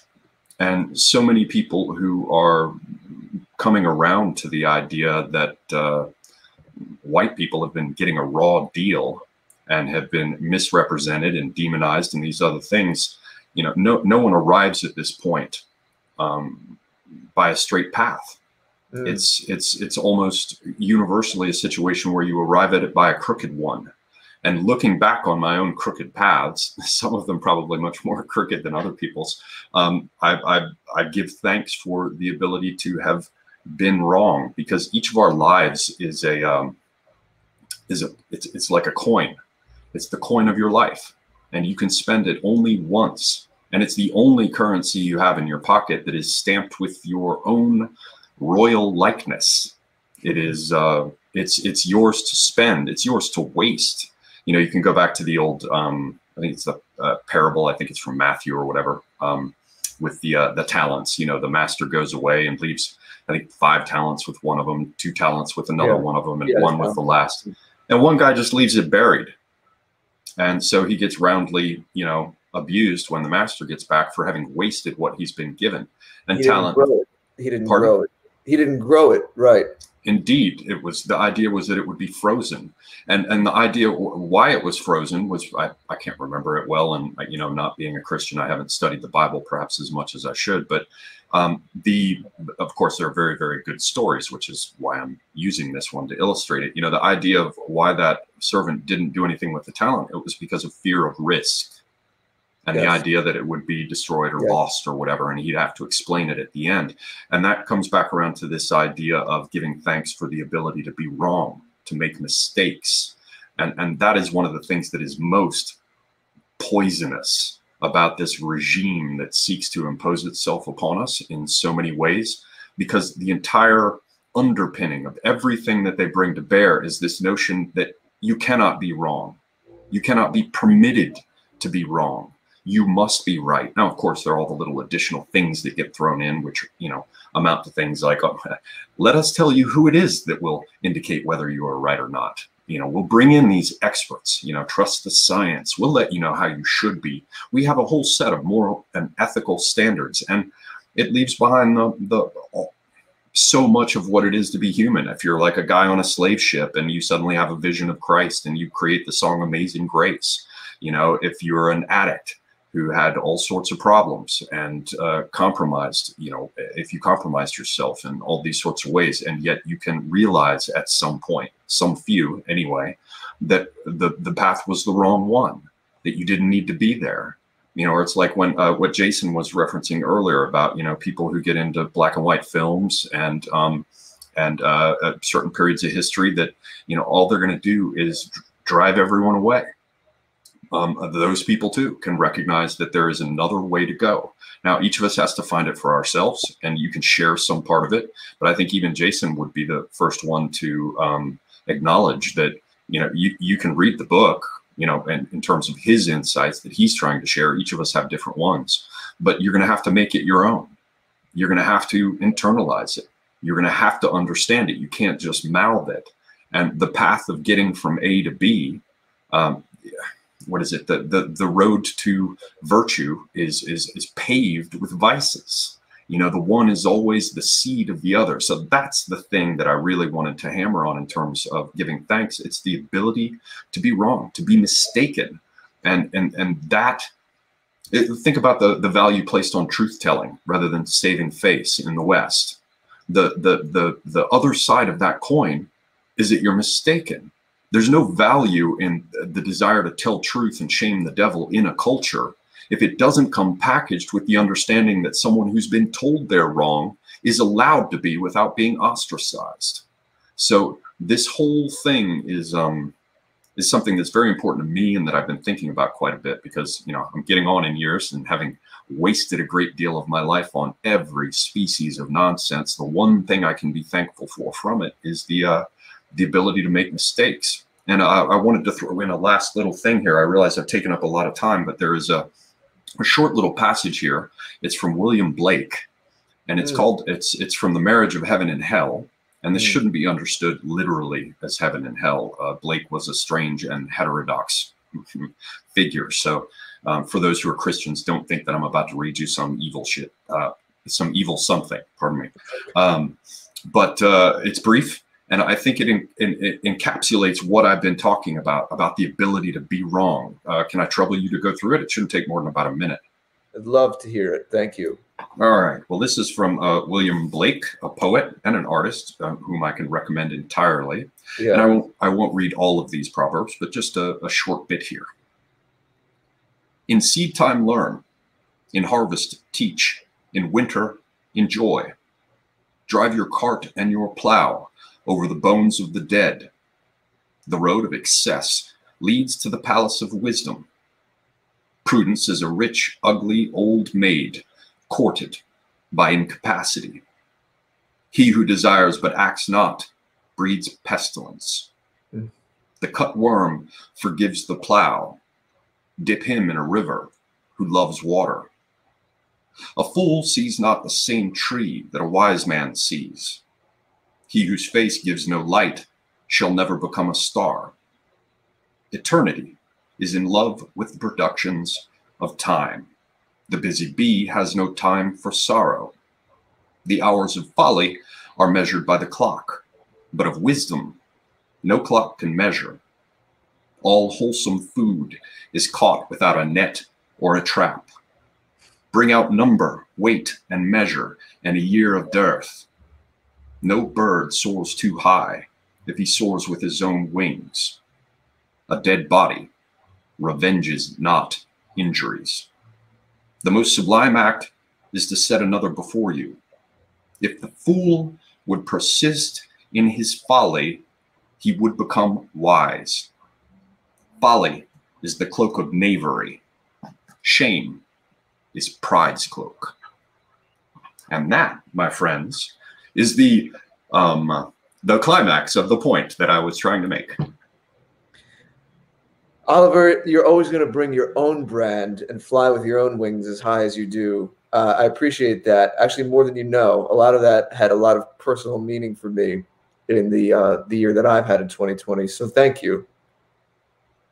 Absolutely. It's my pleasure to throw these little ideas out here. I think the one thing all human beings have in common is having stepped on their own dicks, so to speak.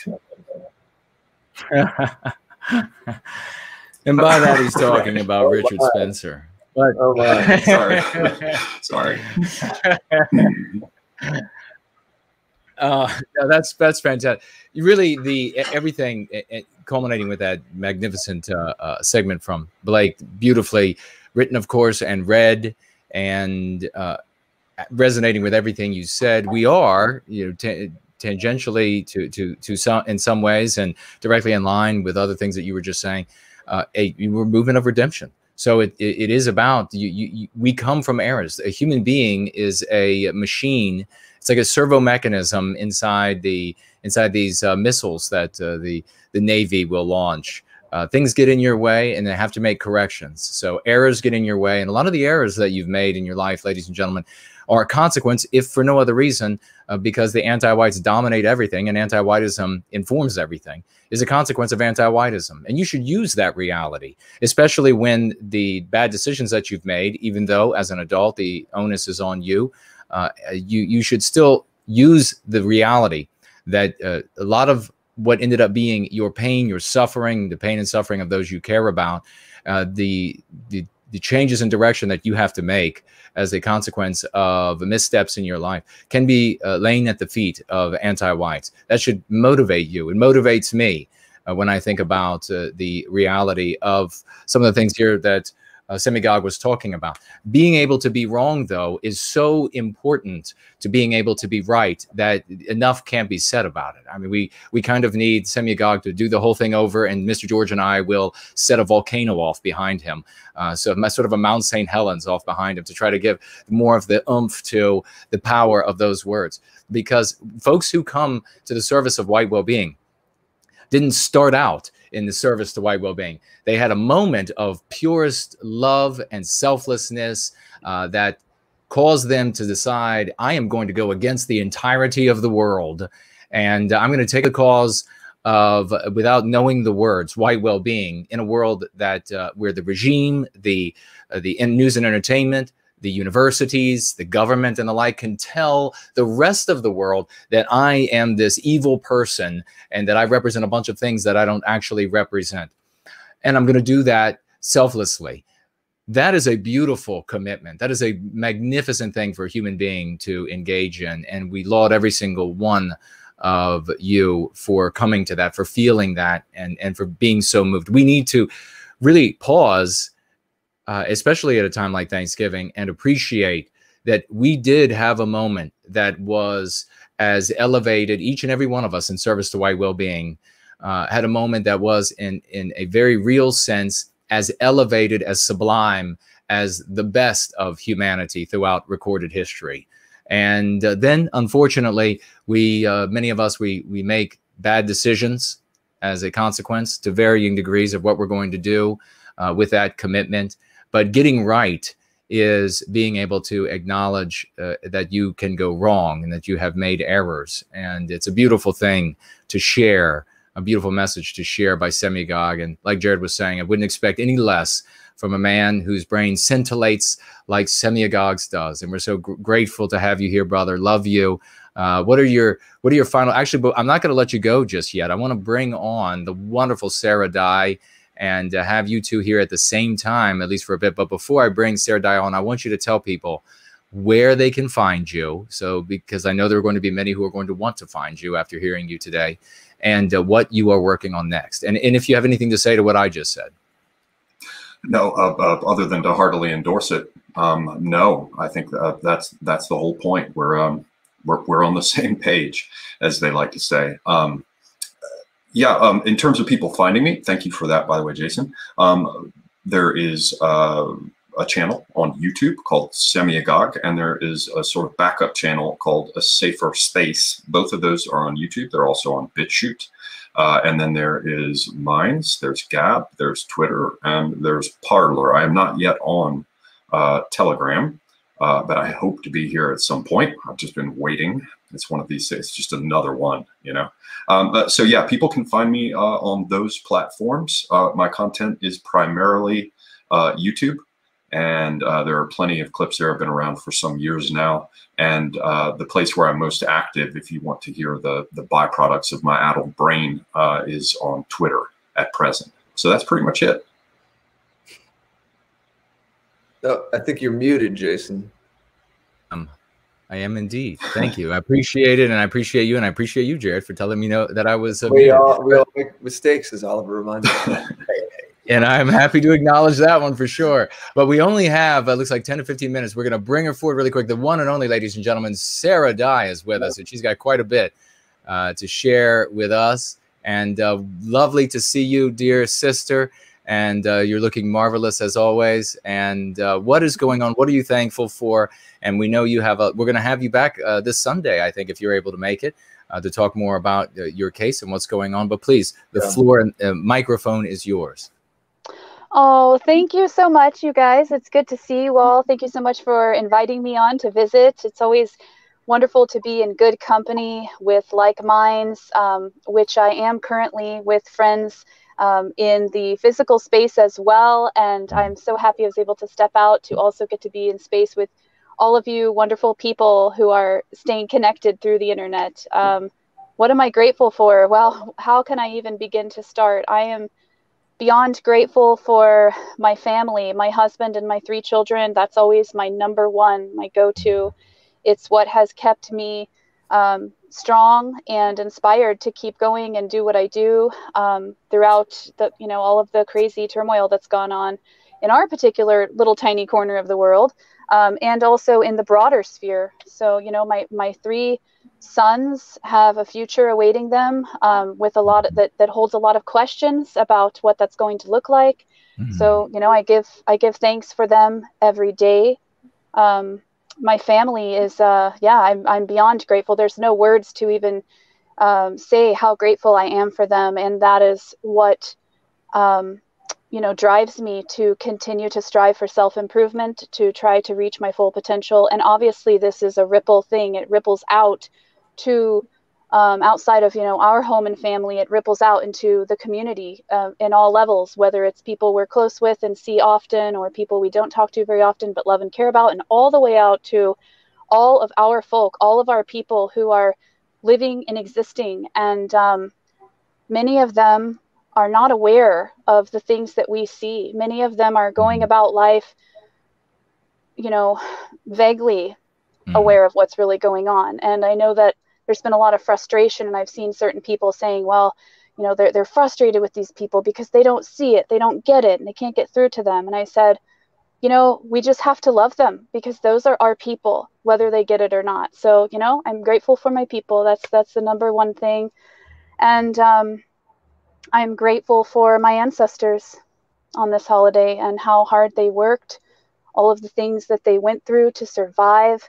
And without their victories and triumphs through all of the hardships that they've endured, I would not be here today. And that's another thing that drives me as well, you know, to honor them and live in a way that honors them. I'm grateful. I mean, I could keep going on and on. What all am I grateful for? I'm grateful for everything. I'm grateful to know that the sun is going to keep shining on my face no matter how crazy things get. That's right. I'm grateful for my freedom, and I think that's something we all need to continue to work towards preserving and making sure that as Western kind, we can continue to have that freedom, which is something that we as Western kind create and maintain. So, yeah. And I'm also grateful, I will say, for a full tummy tonight as we've come together with good friends, and it's been a cozy evening with everyone bringing home-cooked dishes of food of all different varieties, and catching up with people we haven't seen in a long time, sharing a little bit of wine and music. And it's just been a wonderful Thanksgiving yesterday and today. Sounds lovely. Yeah, I was going to ask, your very wise and heartfelt words, as always, that you just shared with us. Bring us a little bit into you're a busy mom, how you prepared for Thanksgiving with your family and what that was like leading up to yesterday, and maybe tie that in a tiny bit to anyone that might not know you, what you do on Hearth and Helm, what you present, especially might be of interest to other moms, other homemakers. Yeah, thank you. Hearth and Helm, for those who don't know, it's a podcast, a video cast, I suppose you'd call it. We stream on DLive, my friend Carissa and I, and our whole emphasis is reviving folk vitality. So we cover a wide range of topics, and cooking is definitely one of the things we talk a lot about. We like to use whole ingredients and traditional recipes, heirloom recipes, and you know, that's one major aspect, I think, of reviving that folk vitality, is being conscious of the food that we're eating and what we're putting into our bodies. Yes. And we strongly believe that that kind of can affect us on an energetic level. So preparing for Thanksgiving this year, though, I will say, was actually much less involved because we've kind of done things a little bit different. We usually get together with family, but you know, most of those people, unfortunately, are kind of under a different mindset right now, and they didn't want to gather.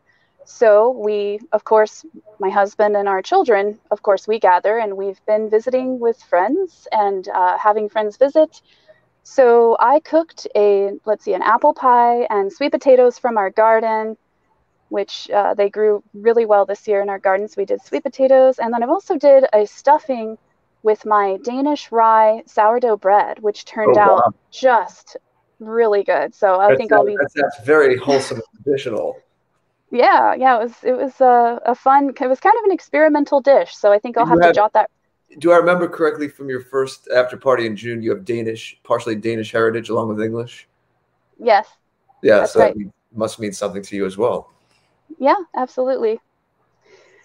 But yeah, as far as cooking, it's definitely a tradition I grew up with. My family always gathered. It was a very festive time, and many members of my family, unfortunately, my extended family, have passed on, or we've just become dispersed over the years. But you know, in our home, we're starting from scratch. My husband and I joke around a lot. We don't have a whole lot of support with extended family, but you know, what are we going to do? Whine about it? No, we're gonna keep marching on. We're going to create our own traditions and carry on the ones that we grew up with, and you know, hopefully affect that for our children as they get older to carry on to their own families.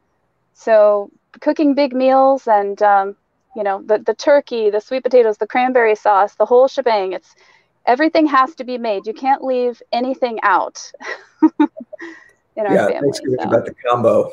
Absolutely. And we thank you. I know this is a busy week for moms like you, but we thank you for taking time to be part of your extended family here as well, and you add a lot. So I'm grateful for people like you.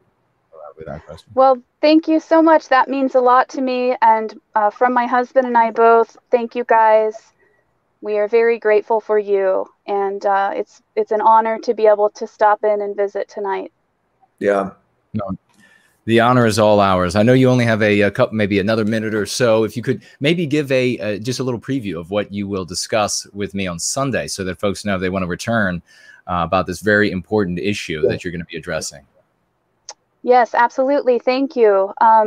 Well, about 1.5 years ago, I was doxxed maliciously doxxed by anti-whites who call themselves Antifa, and they proceeded to organize all sorts of harassment campaigns, protests at our farmers market business where we had previously peacefully sold for nearly a decade. It's one of the most prestigious farmers markets in the region, and this was our bread and butter. This is how we make a living. We're small organic farmers, and we offer wide variety of gourmet and heirloom produce and herbs and eggs and this sort of thing. And this is where we have poured our blood, sweat, and tears into for a decade. And these people decided that they wanted to try to destroy that because of the misrepresentation that they do. They had decided that they have decided that they know our thoughts, and without ever questioning it at all, unfortunately, the mayor of the local city where we sold at, and the Parks and Rec staff who operate the prestigious farmers market supported these anti-whites who call themselves Antifa. They supported them in many, many different types of ways, which we can get into much more in detail on Sunday. But needless to say, it was horrible. We had vandalism, harassment, etc.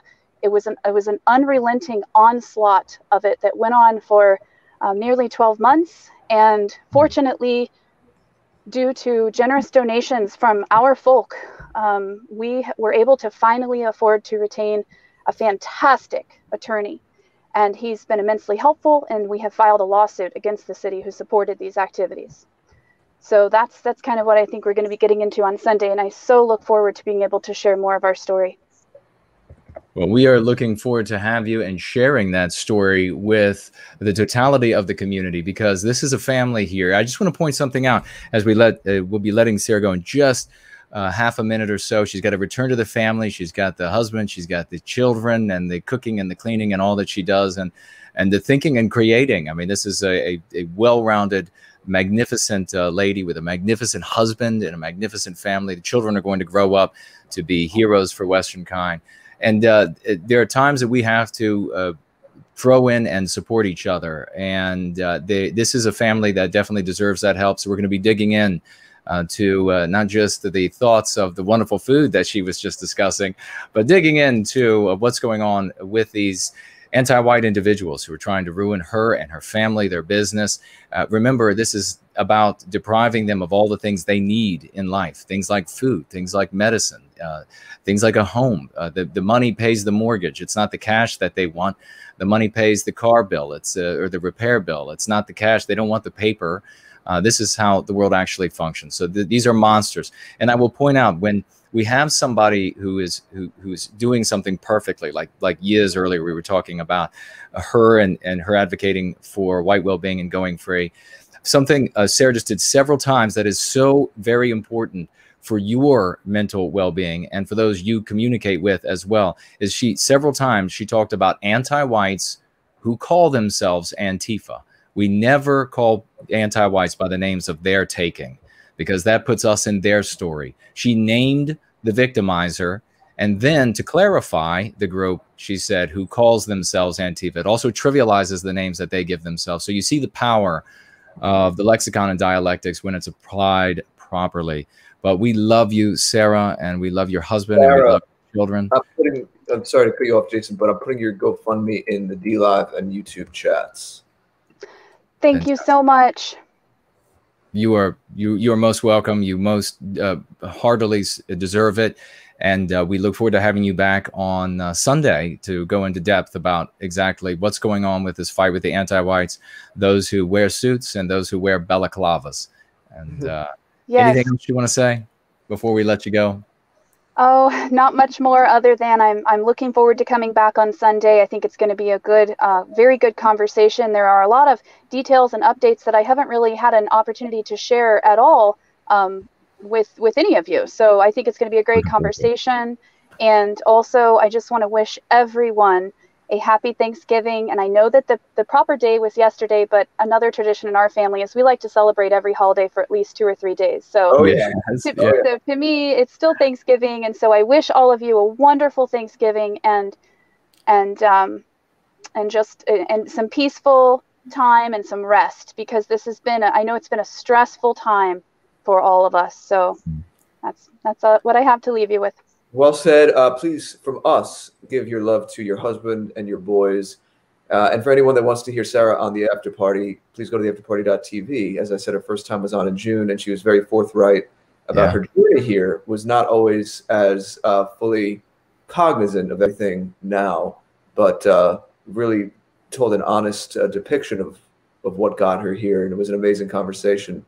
So that is archived, as all of our shows are, on theafterparty.tv. Amen to that. Thank you so much, dear sister, and we will talk with you on Sunday. That sounds good. Thank you, guys. Take care. All right, bye-bye. Now, Semigog, before we let you go, I thought it wonderful to have you here when Sarah came on, because she, of course, was going to be talking about motherhood, and you were just talking about and caring for the family. She's got sons.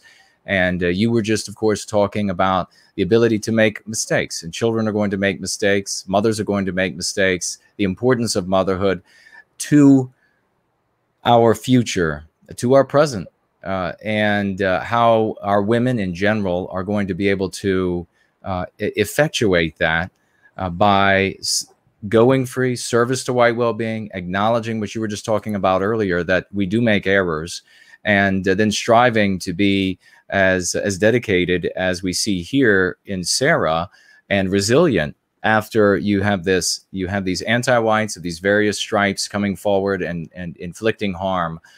If you could just, I know with your mind it's going to be no problem, a couple of thoughts on the importance of our women this Thanksgiving and motherhood to our future. Semigog. Whew. Man, I have no direct experience of motherhood. We thought you identified every other day as a mother. Yeah. Right. Right. I do ovulate. I think the I think the only thing that I can offer is extensive experience, as regards women anyway, is extensive experience of what not to do. Character. You know, there are all sorts of people out there who, you know, we hear about things like character. We talk about character. I'm into signs and symbols and marks and all that sort of thing. So I pay attention to character. And once upon a time, we sort of had 2, maybe 3 categories of people. There were people who didn't matter one way or another, and they were counted all at once. It goes into the expression head count, right? Because they're one or the other, they're interchangeable, right? Yeah. And of course that, you know, cattle, chattel, capital gives you that whole block. About but that. You also, it might have been on your late January 2019 stream, if I remember. God, I remember the discussion, but I'm certainly not good enough to remember when. I put them all up on the website. Yeah. That's what helps me remember these. But I should tell everybody too, Oliver here, whether it's analytical stuff about geopolitics or more speculative signs, symbols, metaphysics, this is a great mind and is lucid and can talk about and give insight on many different things. And he's been on a variety of our shows many times over the last couple of years. So please search him as well on the afterparty.tv. Yeah. But please continue. Yeah, thank you. And so you have, you know, the sort of the people who aren't counted, you know, and you get the idea of that expression, don't count, you know, they don't count, right? Which really comes to mean that they're not counted. And how are you going to count them unless you can distinguish them as a type? And what is the way that you can distinguish them as a type? Well, it's if they have a character, and either they've developed character of their own, or having behaved so poorly that the bad things about them have become apparent, you mark them as a bad character. So those people used to get taken and they would have a V burned onto them for vagabond, or an M. Or think about the Peter Lorre film where they put M on the back of his jacket. But, you know, they used to be marked as a malefactor, or they would have their ears cropped like earmarks on sheep or cattle, right? So you had the people who didn't matter, who weren't recognized, and then you had the people who were bad characters. But the most important area is in developing a character of one's own. And it used to be that we referred to that as aristocracy, or, you know, someone who had a last name, right? Once upon a time, you developed a character for your family, or it might come from your place. Or, not to get too grand with aristocracy and all the rest, you know, there are also people who developed a character based on their trade. And that's why we have last names like Taylor or Smith or Cooper, right? Our naming conventions tell us how we distinguish people. So you could be Haroldson, which means your character comes from a family line. You're the son of Harold, right? Or it could be Michel de Montaigne, and you came from a particular region of France, and your family's name is associated with that place. Or you could have developed a character for yourself that was recognized by those around you, and so they gave you a cognomen, so you could be Richard the Lionhearted, come to be known by having that character. Or you could be Charles the Bald, or Louis the Weak, right? There are these sorts of things. In each case, it's a character. And I think one of the most important things for women, any women, our women, so to speak, certainly, is a focus again on developing their character. And, you know, there's much said about that, like a man should be forthright and stand up and do this, that, and the other thing. But I don't see as much of it in our culture lately for females.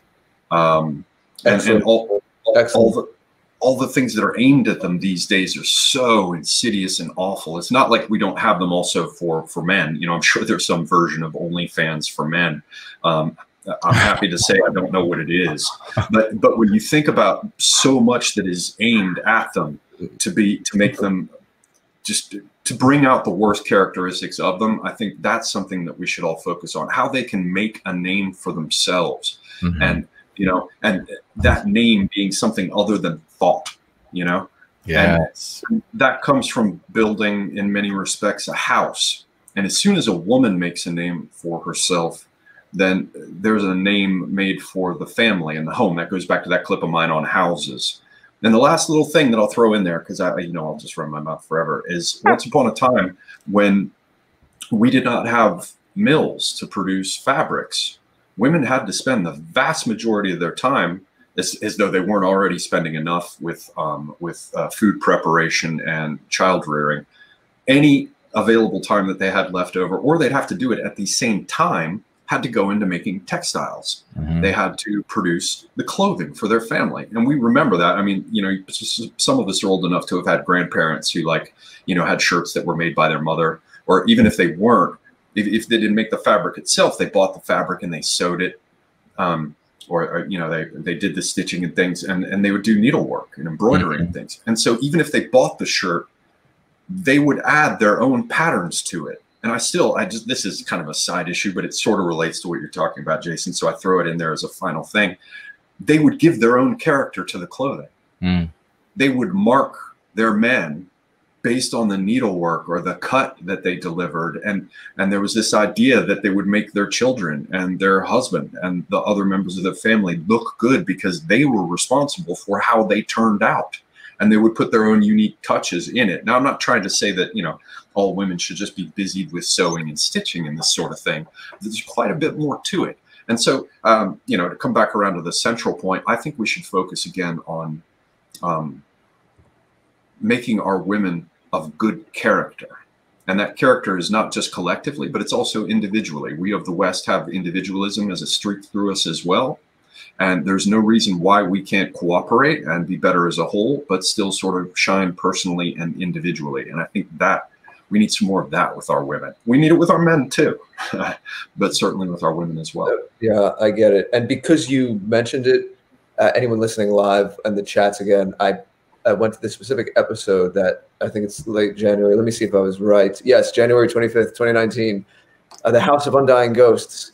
Oliver spoke specifically about the house as a technology.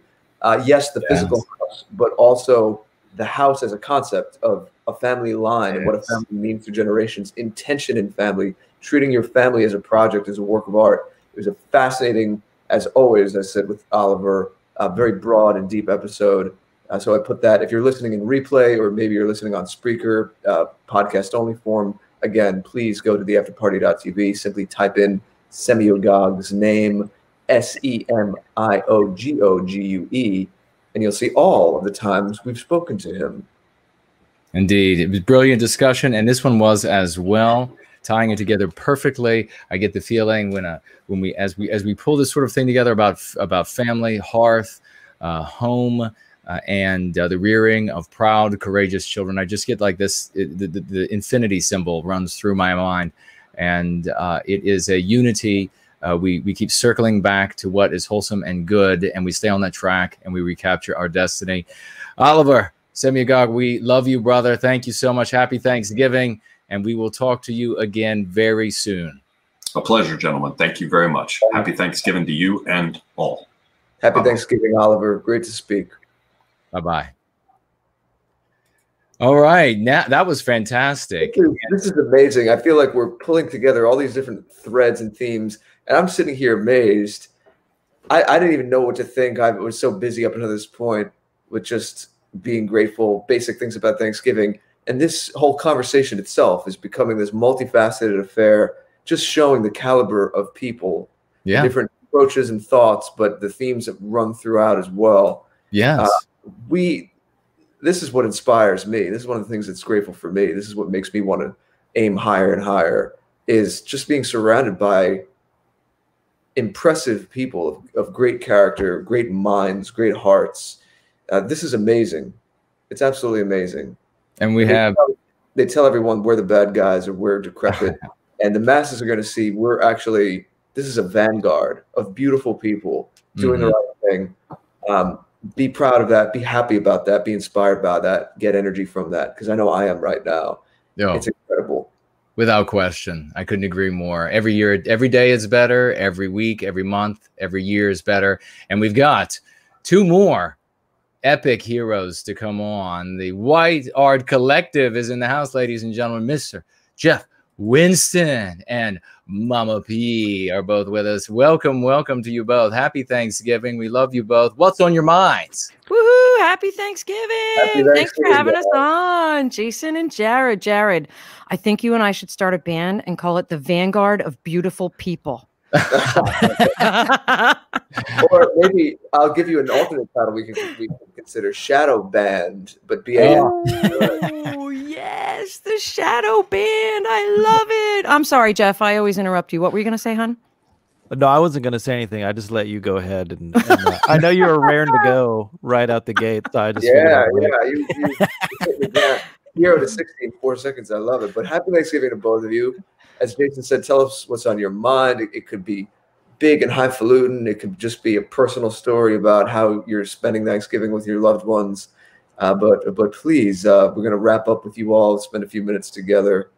So, Mama, you're rearing to go. Why don't you share what's on your mind, and then we'll see where it leads us. I am thankful for God's love. I am thankful for this community, the White Wellbeing community. It's hard to feel, I sometimes feel alone, like in my little, physical sphere here offline, like I'm on a tiny little red lifeboat in this giant blue ocean, the red and blue, Republican, Democrat. But when I come online and I find you guys, it's like coming home. And I'm really, really grateful for this community. I'm grateful for the creative community that Jeff Winston has started with and continues with the White Art Collective. I'm really happy to be a part of that. And, and I've made some really solid friendships online, and I'm really grateful for that. And and thanks for having me on. Happy Thanksgiving, fellas. Let's keep it going all weekend. To continue from what we were talking about with Oliver as well, since you are actually a mom, what would you think of the question that Jason posed a few moments ago to Oliver about women and motherhood and what to focus on there? And women in our spheres. Semiogog mentioned about the mixed messages that women, especially younger women, unmarried women, are receiving in the world and even in our community. And what I have seen is there are two ends of the spectrum with nothing in between. Women are getting the have a career, go to college, don't have any babies until later, if at all, don't get married, if at all. But then on the opposite side, I see some folks, sadly, in our spheres, pushing, 100% the other direction. If you're 25 and you're not married yet with at least 2 or 3 kids, right, you need to have greater than replacement value. And if you're not growing the wheat to make your own bread, then get out. And it's really difficult. Robotic, soulless way to see things. It's very but you know what? We can see that from our perspective. But what I'm trying to do then is, as a older woman in the spheres, married with greater than replacement value children, I feel like I have a calling to step up and and speak for these gals and maybe mentor some of these gals and say, there is a middle road. There is a middle road where you can be a strong woman, but you're strong for your family. You're strong for your husband.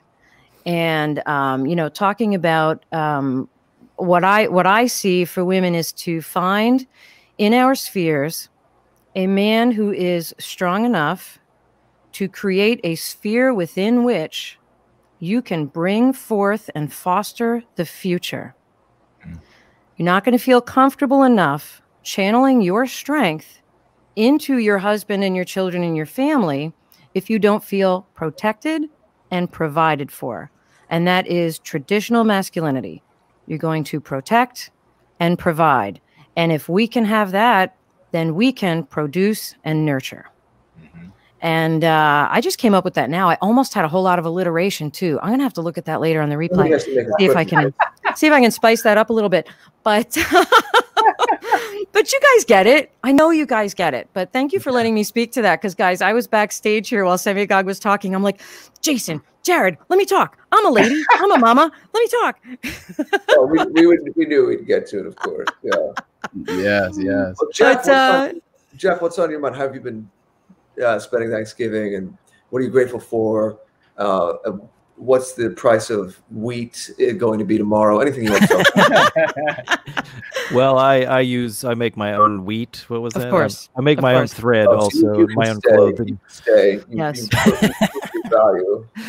I'm thankful for many similar things. I spent this Thanksgiving for the first time just with my parents, just me and my parents, and didn't go to all the extended things and everything because of virus and people being more susceptible given some health concerns. So it was smaller, but it was kind of cool. It was a little more quaint. There wasn't as much madness. Of course, we don't want it to stay that way next year or into the future, but I'm thankful. You have to enjoy where you are. You always have to enjoy where you are the best you can.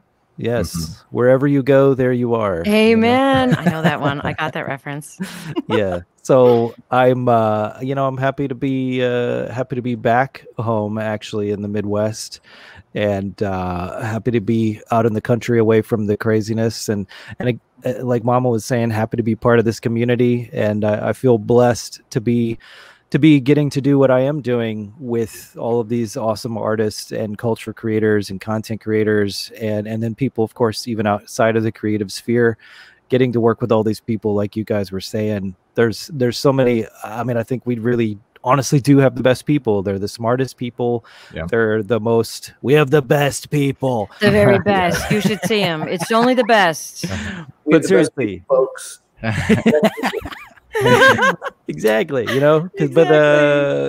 because it's the people who see through it and who have the moral fortitude to do something about it, right, in a sensible and rational and sane way. So yeah, it is look at all these self-starters. Yes.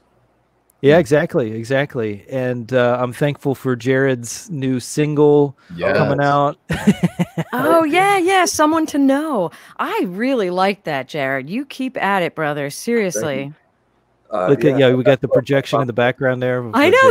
He's got a fan poster. I love it. I love it. I've built a shrine to Jared. I don't know if I've got flowers. You've got flowers. Streamers. Where are the I don't candles? know if I can be worried or not. You just need some candles, Jason. I know. I gotta get candles. So the Oh my gosh! Its debut on SNL, Saturday Night Live stream from White Art Collective sometime during the stream tomorrow night, 9 on DLive. Isn't that right? That is correct. Yes, Oh, that's great. We're looking forward to playing that new tune. Thank you.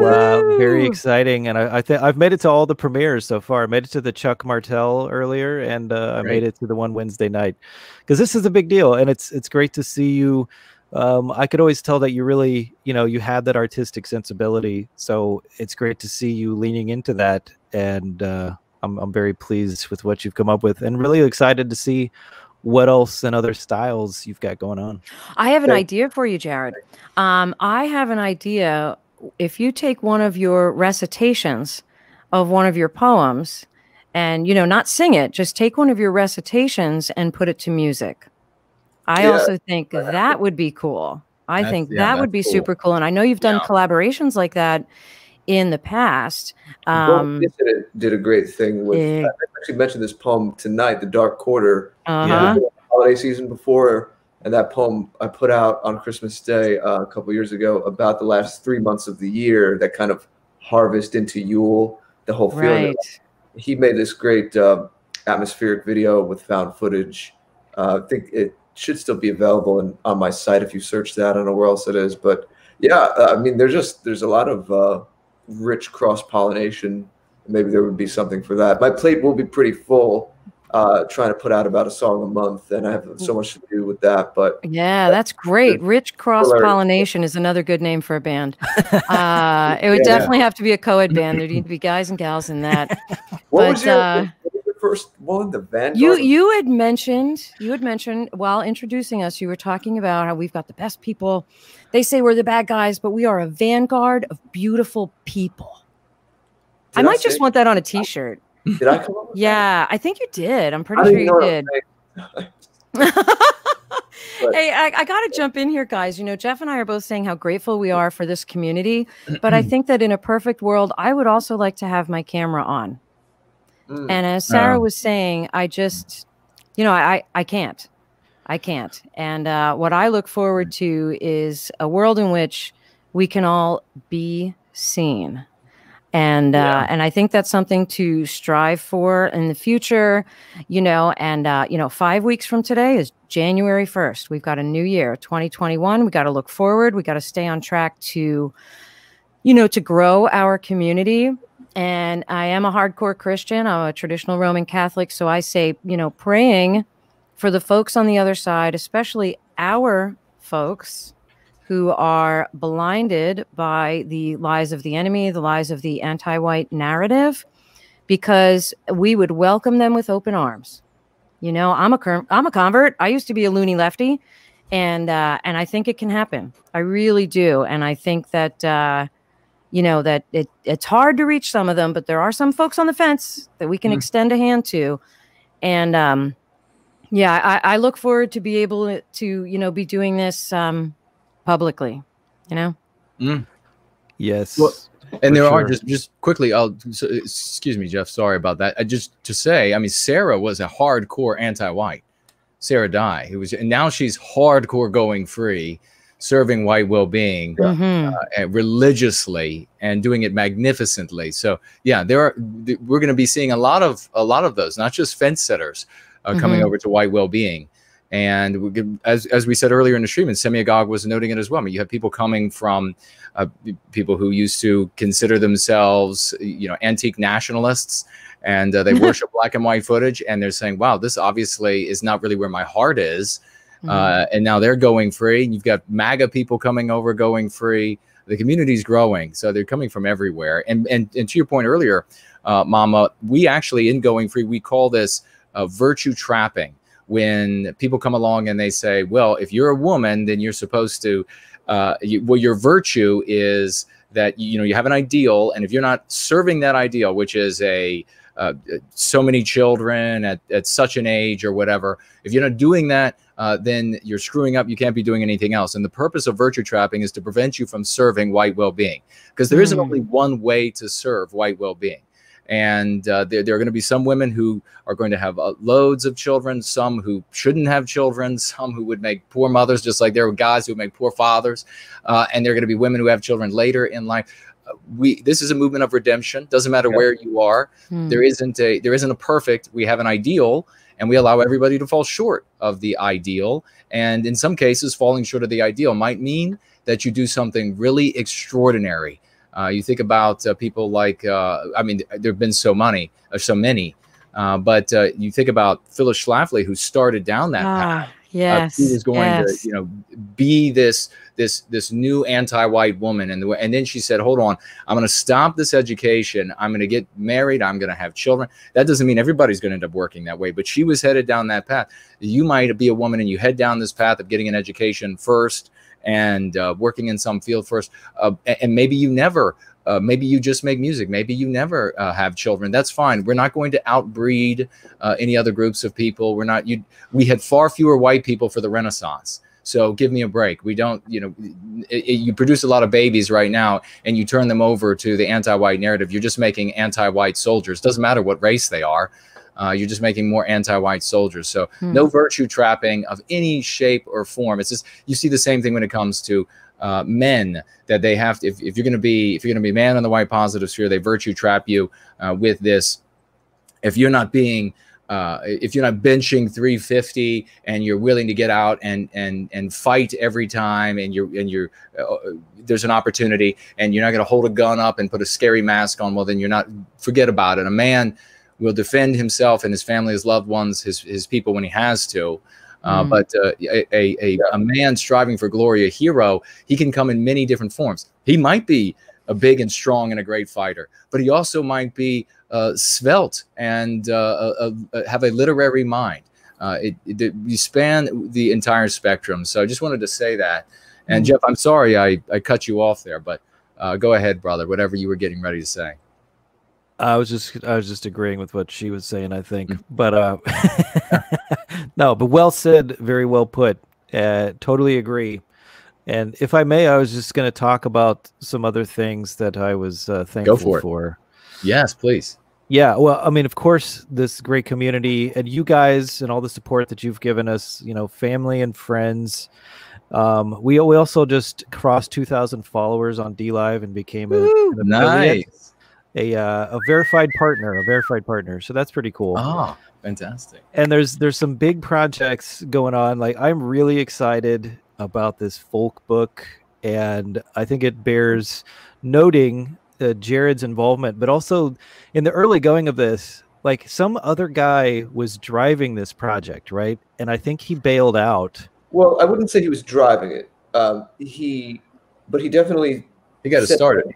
Just get a bunch of people together, some different voices together to say what it means to be a people, what it means to be a folk. And I said, I'm not a publisher, and I always have to balance things. I had a habit of taking on too much. And so I said, I will happily introduce people and kind of be a liaison and help make things happen, but I'm not a publisher. So I got Tony involved because he recently got in touch with me about when he was starting his magazine and me contributing to it. So he agreed to publish it. So in that very early stage, just when the three of us were starting to talk, this other gentleman, for whatever personal reasons, just had to step back from activities in the whole thing, and just no bad blood. I didn't know this person, knew each other well. But Tony and I were like, well, we have this idea of doing a book about folk, and we're now in touch and talking about it. So why not just continue with it? So that's a little more of the backstory with that, but please go ahead. Well, yeah, I mean, it's been a long time in the making. I think it was probably, that was a year and a half ago, I believe. Oh, it's been a year and a half. It's been almost a year and a half in the making. And when you see the product, you'll see it's a work of art, and we do things on a high level. So that's why it's all the time. Yeah, that's the thing too, is like, I brought that up because, you know, there was a little, and in the early going too, I wasn't exactly sure, You know, I was like, I instinctually knew I wanted to be part of this. There was a lot of great people involved, and I was like, yes, this is a really great opportunity. But you know how these things are. And in my previous life, you know, in the normie life, a lot of people just waver on projects. Yes. And Mm-hmm. like, yes. You guys we've all probably experienced this. And in the art world, you know, everybody's got a great idea. I've heard a million great ideas. Oh, I got this idea for a movie. I got this idea for a band. Let's do this. Let's do that.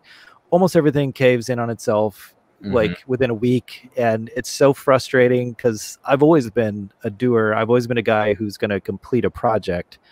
So it is just so great to be working with people who actually take it all the way. Because, you know, I brought that up because about that, you know, guy having to bow out, because that, you know, at that point, I didn't know if this thing wasn't going to happen or whatever. And it was very early going. And here we are a year and a half later, and we have this incredible, like you said, it's a work of art. Like I ordered, so I think Tony's going to send me one complimentary, you know, but I ordered 4 because I'm going to give them out for Christmas. Because I'm just like, I just think these are like the best possible optics, in my opinion. You know, yes. What we can do is just like, here's this beautiful book, like awesome formatting, all of the art that they picked and the way it was put together, and it's a coffee table. It's a hardbound coffee table book for anyone that doesn't know. Exactly. Well, and newbies, it's whitepeoplepress.com. The book is called Folk. It's available for pre-order. It's a whole collection of Jeff. What you wrote about? It's shipping now. Johnny Appleseed. Well, no, but he's already sold out the first chunk, so you can pre-order again. But yeah, and it's the same outfit, whitepeoplepress.com, that does the White People's Quarterly magazine. But Jeff, you have a contribution to the Folk book. I do. As does Jason. Yes. Right. So it looks awesome. Yeah, it looks. Well, I contribute to White People's Quarterly, but the Folk book just looks amazing. I'm looking forward to it as well. And Jeff, I agree with you. This is something you can give as a gift to normies, because it's about us. You know what I mean? It's a history and culture book. Yeah. I'm really, I just very genuinely just excited about it. I just wanted to bring it up because I'm thankful that we can take these complicated projects, bring all of these people together, high caliber folks, and actually take it all the way to the finish line, because that's what it's going to take. And so I'm very pleased with that. And also, we had also put together, and you'd given me some input on that, how to organize a traditional dance book. Yes. And Tony also took that one, and I intentionally, initially, that was also about a year and a half ago, I initially was just like, let's just keep it super simple so people could print it out or whatever. But then they pivoted towards making these like beautiful hardcover books. And so he was like, hey, can I do that with that one as well? And you can still get the simple version also. But so they've also made like the nice hardcover version of that also, with all these like beautiful layouts of like dance halls and all of that kind of thing. You know what I mean? So like, well, and let's talk about the message. That's for our younger women. How to organize a traditional dance. That is a wonderful way to get our people together. So thank you, Jeff. I mean, once the quarantines have lifted, but no, that was a wonderful idea and a great project. Yeah, and I think now that I'm glad that he did that, because it'll, just like with the folk book, it makes it so much more, when you see it and you get to see these beautiful layouts and these pictures, and it's a work of art. Like what he did with, you know, what we put together is a work of art in and of itself. And I think it will just, it'll legitimizes the ideas in it. I mean, that much more, because it is so well put together, you know. So Tony, I'm excited about all that stuff. Yeah. Brilliant with the layout, as you'll see in those books. I want to jump in really quick, because this is absolutely, I'm having a bit of a moment that is a result of being in the white positive sphere for so long. And I cannot tell you all, this is, I feel like I am, like I've been there before, like it's a deja vu almost, but not that this has happened, sort of a deja vu, but that I felt that it would be. And there were so many conversations in the white positive sphere. I got to just tell you all, I got to try to it's making me a little emotional. There were so many conversations that we had over the years. I mean, just meetings and conferences and after parties after the main day during the day of the conference. And people would say, we would sort of, groups would get together and we would say, we need this. Wouldn't this be amazing? Wouldn't it be amazing? And it would be things like, wouldn't it be amazing if we had a group a group of people that you had music, original music being made, poetry, and other art examples of art, sculpting and the like, painting, digital arts, and people making things like magazines and hardbound books that are coffee table books that would set out there and be beautiful for people to be able to see. And then you would have the videos, and you would have conferences, and you would have, and it would all be a living thing, all feeding and people coming together. And this was always just spoken about as a sort of this teleos, impossible teleos, out at somewhere beyond the horizon. And others in the white positive sphere would try to top down force this, or portions of it, out of the white positive sphere. And I argued again and again and again, and many of you even very new to the white positive sphere will know the names of some of these people, and I'm not even going to say them now because they don't deserve the credit, or not credit, but they don't deserve to have their names said, because what they did was they held up what could have been so long ago.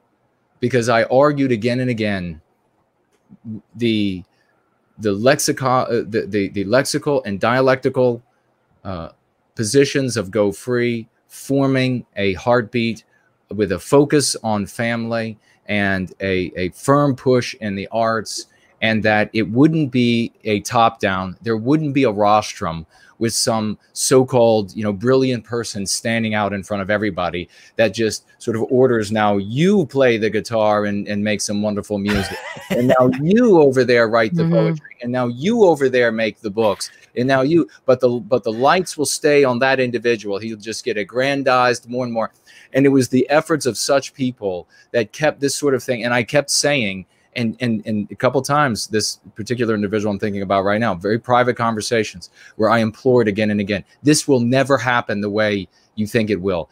Individuals valued for their participation, for their humanity, for who they are, and for what they can create.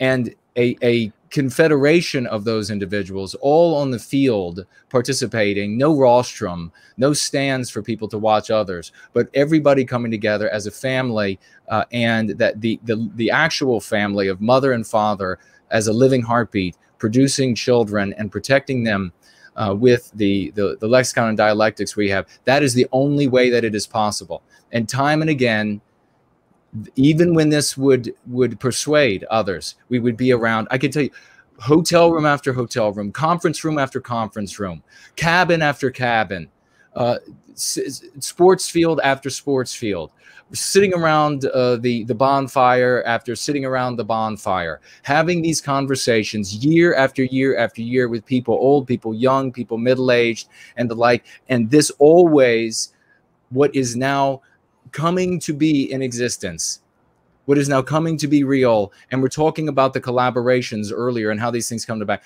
held back by the likes of these individuals because they wanted to have all the credit. They wanted to have like a department of art broken up into departments of music and this, and a department of this, and a department of that. It was never going to be possible that way. And it is reality now. It is reality after how many of those campfires did we argue into those flames and those smokes coiling up into the darkness and into the starry sky? How many times did I make that prayer that this could be, and it's happening? We have brilliant people coming together. The guy for this book that we're talking about, Jeff and Jared just mentioning, came to me initially and had business cards made for me, and he just had this vision and he wanted to participate and he wanted to, and he ended up having something undermine him in the past, but others came together, as Jeff pointed out, in a real community who wanted to help and build and contribute and be recognized for those contributions. That is how we are here today. That is the way it will continue to grow. No other way. I don't want to get to it's too late to I throw it back to you all, but it's such a meaningful thing for me after so many of those arguments, after so much pushing over so many years, to see magnificent people, genuine, honorable, honest, good charactered people come together to do something wonderful for our kind, for Western kind, for our most vulnerable members, our seniors, our children, our sick, and the like. It's so meaningful to me. That is truly the meaning of Thanksgiving. God bless every single one of you. I'm going to throw it back. This is what we have to keep doing. And anybody else who is wondering, as I read on Sundays, these bills that are coming forward, the kind of things that the anti-whites who call themselves Democrats have intended for us, and that now we have reached this point because of these individuals in the past. As those things now loom large, as the bête noire against the door, with a battering ram, it is this that is going to save us. This is the love and the truth and the hope and the redemption that is going to shield us and push back against the darkness of anti-whiteism. But I pass it back. Amen. Amen. You know what, and Jason, it's almost good that those conversations went just to the fire and didn't really go much farther than that, because what we needed is a group of individuals reaching out to each other and starting an organization like this from the ground up. And it's an organization, but it's a collective, it's a group of creative folk. And yeah, I can't imagine it ever working the way you described. I thank you for speaking out against that. But, you know, we do have Jeff, who reached out to these individuals, and a lot of us needed a place to go. You know, one of our artists, resident artist, Saint Friendship, said he was just shocked to find that there was someone out there who would even listen to his stuff. And now, because of having you know, friends, like-minded friends, artists to collaborate with, and an audience, he has become profoundly prolific in his creativity. And that's one of the things I love about the White Art Collective, is that we lift each other up. We all know there's some squabbling and infighting in the larger white well-being field.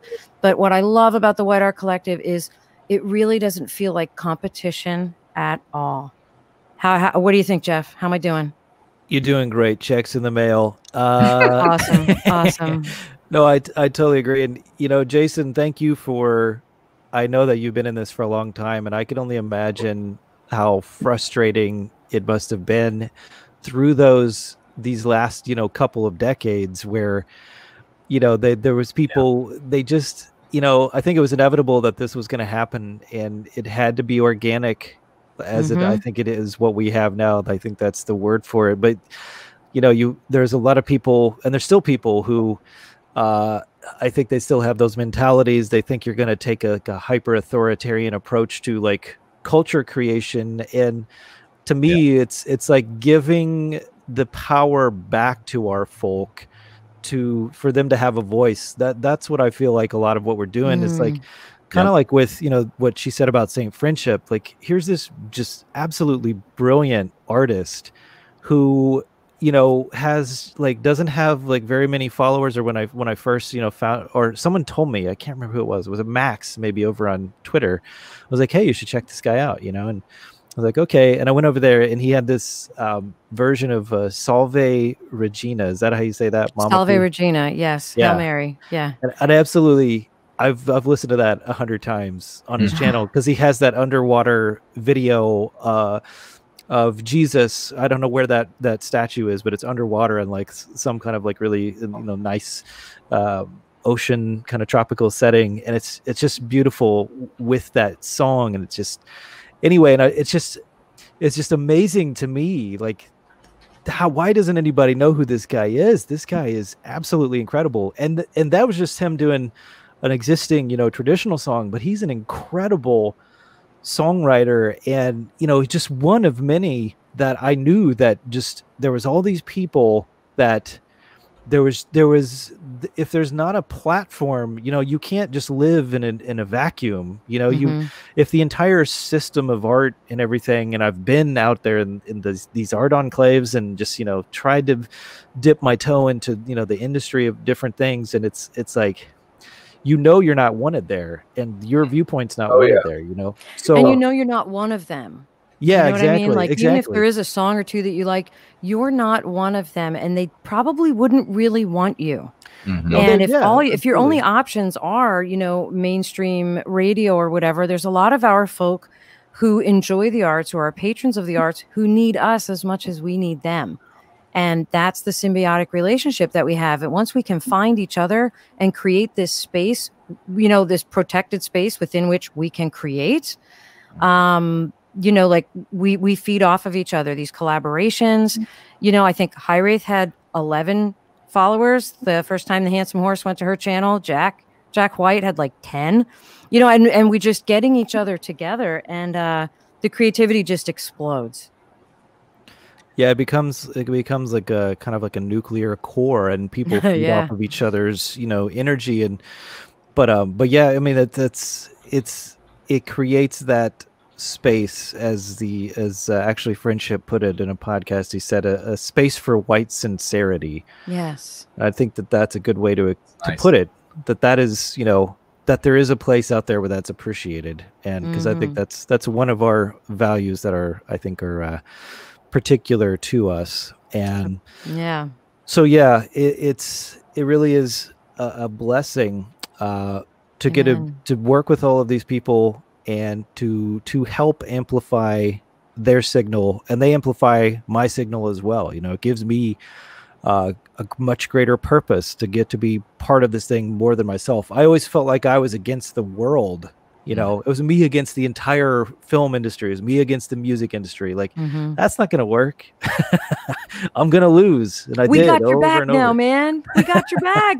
That's what this is all about, you know? There's in all things all of you have said that tie together.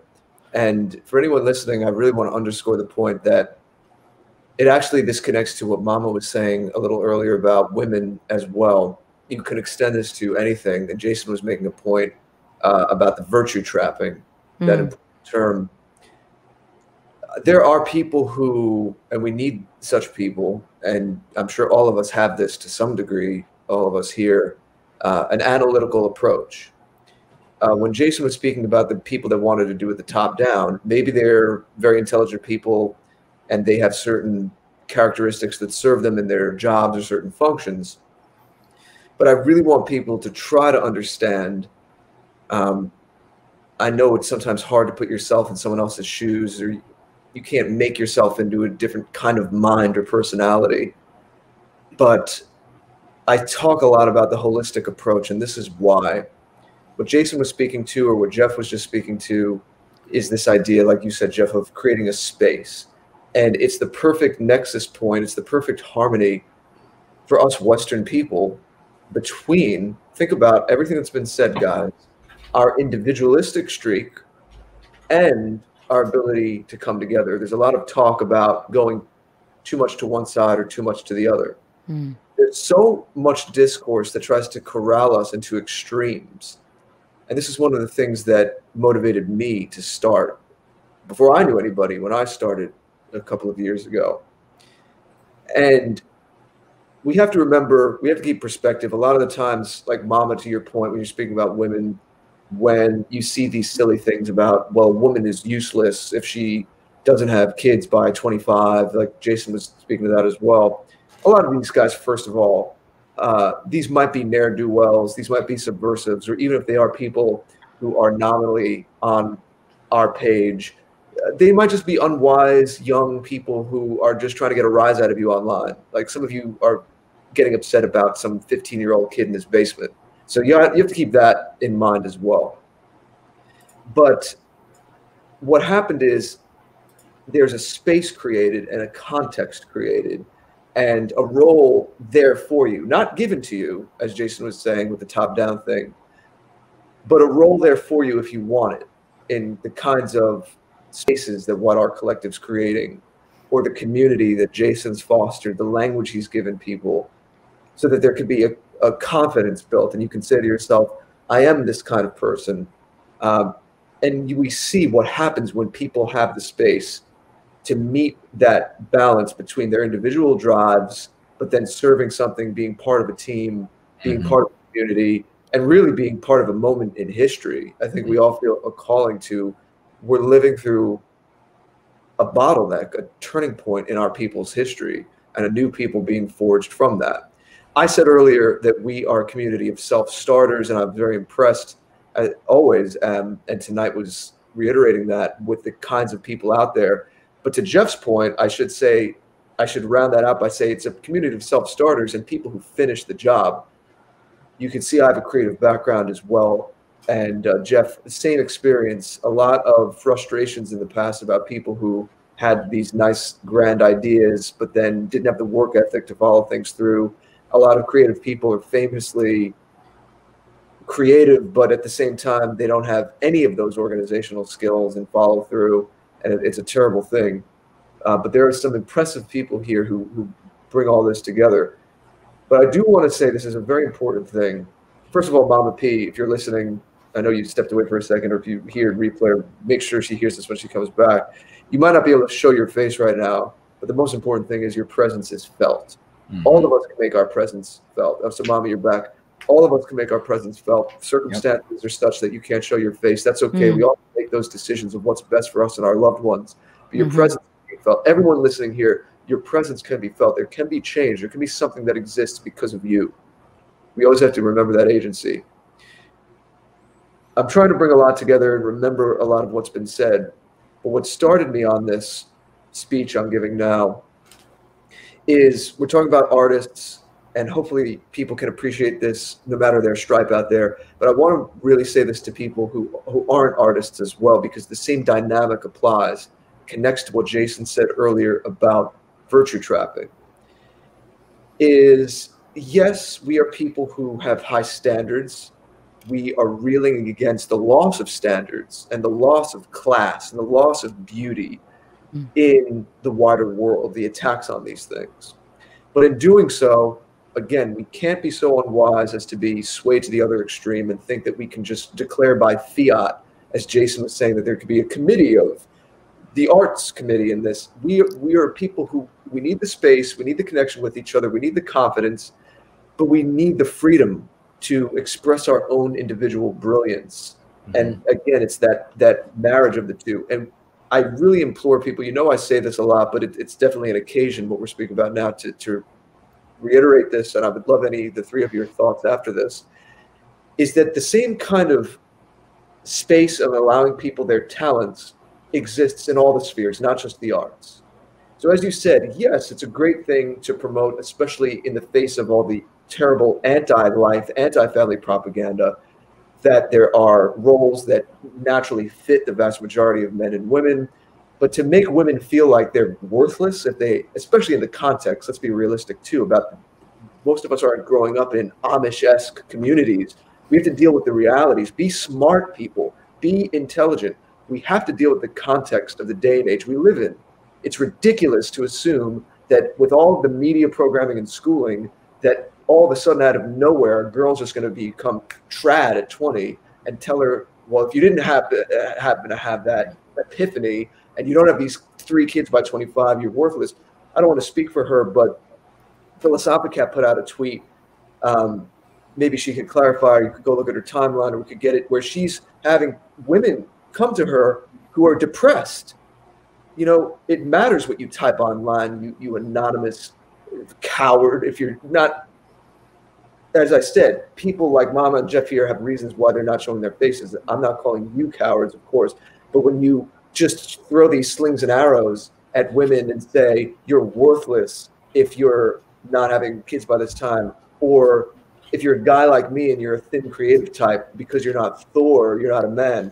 Let me tell you something. We need to be more intelligent And I call to the best in us. I really call to the best in us. That is what I insist on. And the best in us means that we can understand the tapestry, the mosaic of the different personalities and talents and traits that make up our civilizations. This is what made our societies and our Western cultures and the different expressions of that great in the past. It's a little more nuanced than that. You know, I don't like to protest too much, but Jason, you might know, you might remember this. For anyone that cares, you know, testosterone and manliness expresses itself in different ways. I might be a thin artistic type, but I had my testosterone tested. It was over 900. I have more testosterone than some 18-year-old linebackers. You know, the world's funny. It's not all, you don't all have to be a Navy SEAL, and that's the only way that it expresses. Now, normally I wouldn't say something like that. I don't certainly not when ladies are present. I can always leave the room if the three of you want to test your blood. No. Or whatever it is fellas do. No, but it sounds funny. I don't like to, there's no reason. I'm not the type that would like take a picture of that blood test and post it. I know there are guys that would do things like that. I'm not the type to do something like that. But I hope you understand in the context of everything I'm saying that it makes sense. Right. No, it does. It does. Too many of our people right now are falling for this paint by numbers thing. There's not one way to be a man. There's not one way to be a woman. I understand we live in turbulent times. We've gotten toxic messaging. And a lot of people's first instinct is to swing the pendulum the other way, but that's a trap too. That's what I'm trying to tell you. That's a trap too. You have young women who you're clipping their wings and you're affecting their mental health. You might have some of them even contemplating suicide because they haven't had kids by 30. That's ridiculous. And you have to understand we all have responsibility and agency in this. Even if you're someone that's not a content creator, even if you're just a casual commentator behind an avatar, the words you're saying are affecting someone else out there. Take agency and responsibility in this. This is not a game. Treat your own words with respect because you're affecting, that is energy affecting the lives of another. Mama, when you first got on, I don't talk about my personal life. So I'm not going to give details about my personal life. But when Mama first came on, she said there's this extreme that is presented to women about how it's either the, you know, the globe trotting, I'm an interesting woman who's had all these interesting experiences, or I have a great education to the one end, or the other end is you have to start a family at 18 and there's nothing in between. Well, let me tell you something. Again, I don't talk about my status and where I'm at with that, but just so you know, I'm the type of man that wouldn't want either of those extremes. I respond to a woman that brings a little from each of those worlds. And I'm sure there are many other men in our sphere who are like me. So, I'm sure there are. I'm sure there are. And even though I've taken and have been taken for a while, like there are plenty of ladies who are drawn to both the artistic type and the Thor type. I mean, I'm more of a Loki gal myself than Thor in terms of, physiognomy. But you know what I mean? Like there's someone out there for everyone. And I think that what you said, Jared, about, reminding folks that you're not typing into a vacuum when you post online. And if you want to, it really does not serve white well-being. It does not lift our people up to tear them down. And, some things are just better left in your head, it reminds me of the scene in Say Anything where all the fellas are sitting behind the gas station, the gas and sip, and they're giving, girlfriend advice, romance advice. They're like, well, if you guys are such, experts on women, what are y'all doing here sitting behind a gas station, drinking soda all night? And they're like, by choice, man. So that's, I think, what we're hearing is from these keyboard warriors. But no, you're absolutely right. There's all types. And of course, no one wants a doormat either. And that's something I hear sometimes from younger women is, I really can't, I can't be myself. I can't share strong opinions. I don't want to turn off the traditional men. And traditional men, tell me if I'm wrong, you don't want a doormat, right? You don't want to marry a maid and a housekeeper. I don't talk about my personal life, but anyone that knows what I talk about and my interests, do you think that I could be with a woman that the only thing she could talk about is recipes? I'm not trying to pat myself on the back, but I think some of you who know my output, you might know my interests, my creativity. I'm going to go to bed next to and wake up next to a person for decades of my life, and the only thing she can talk about is recipes. Come on. They'd have to be really good. Venison. Philosophical recipe, you know? I know what you mean, man. I know what you mean. I follow. And that's not to say I appreciate the homemakers and all that. And my mom herself was a homemaker, and I've spoken about that. We were able to do that. My father was able to provide enough so that she was able to do that, and she wanted to do that. And it's wonderful. It's wonderful. My brother and I had her there all the time. I know not everyone can do that, but we had that blessing. So I come from that. I'm not disparaging that. But what I'm saying is these guys that act like, I just don't understand that. Like you just want someone to just be like, yes, no, and just bear you children and that's it.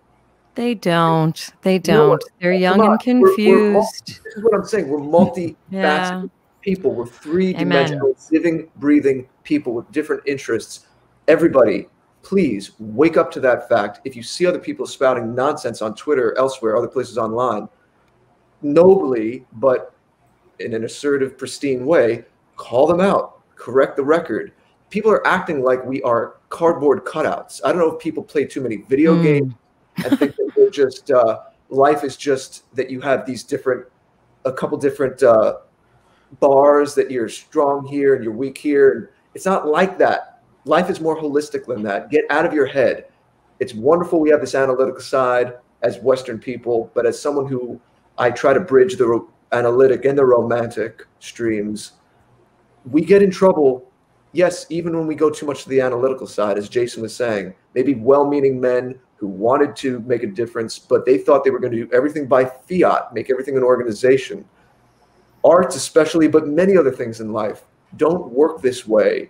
It's messier, it's more nuanced, but that's beautiful too. And look at, the proof is in the pudding. You're sitting with people here, and we've heard from people all night, and Jason gets testimonials all the time from people who are doing things and making a difference, and no one told them to. We just had the space to block, the space to connect. Yes. So don't cut things in, make things so narrow that only a man has to be like this, a woman has to be like this, and that's it. We're very varied, multifaceted people, and we need to honor that complexity and that richness. This is the way to real culture, and we need the wisdom, the foresight, the wherewithal to understand that. Amen. Please do call that out in the right way, in a noble way, in a polite way when you see that. I don't like this by numbers stuff. Yeah, I think that everybody has a role. You know, we artists, there are kind of stereotypes about what artists are. Some of them are kind of true. You know, we're kind of a certain archetype.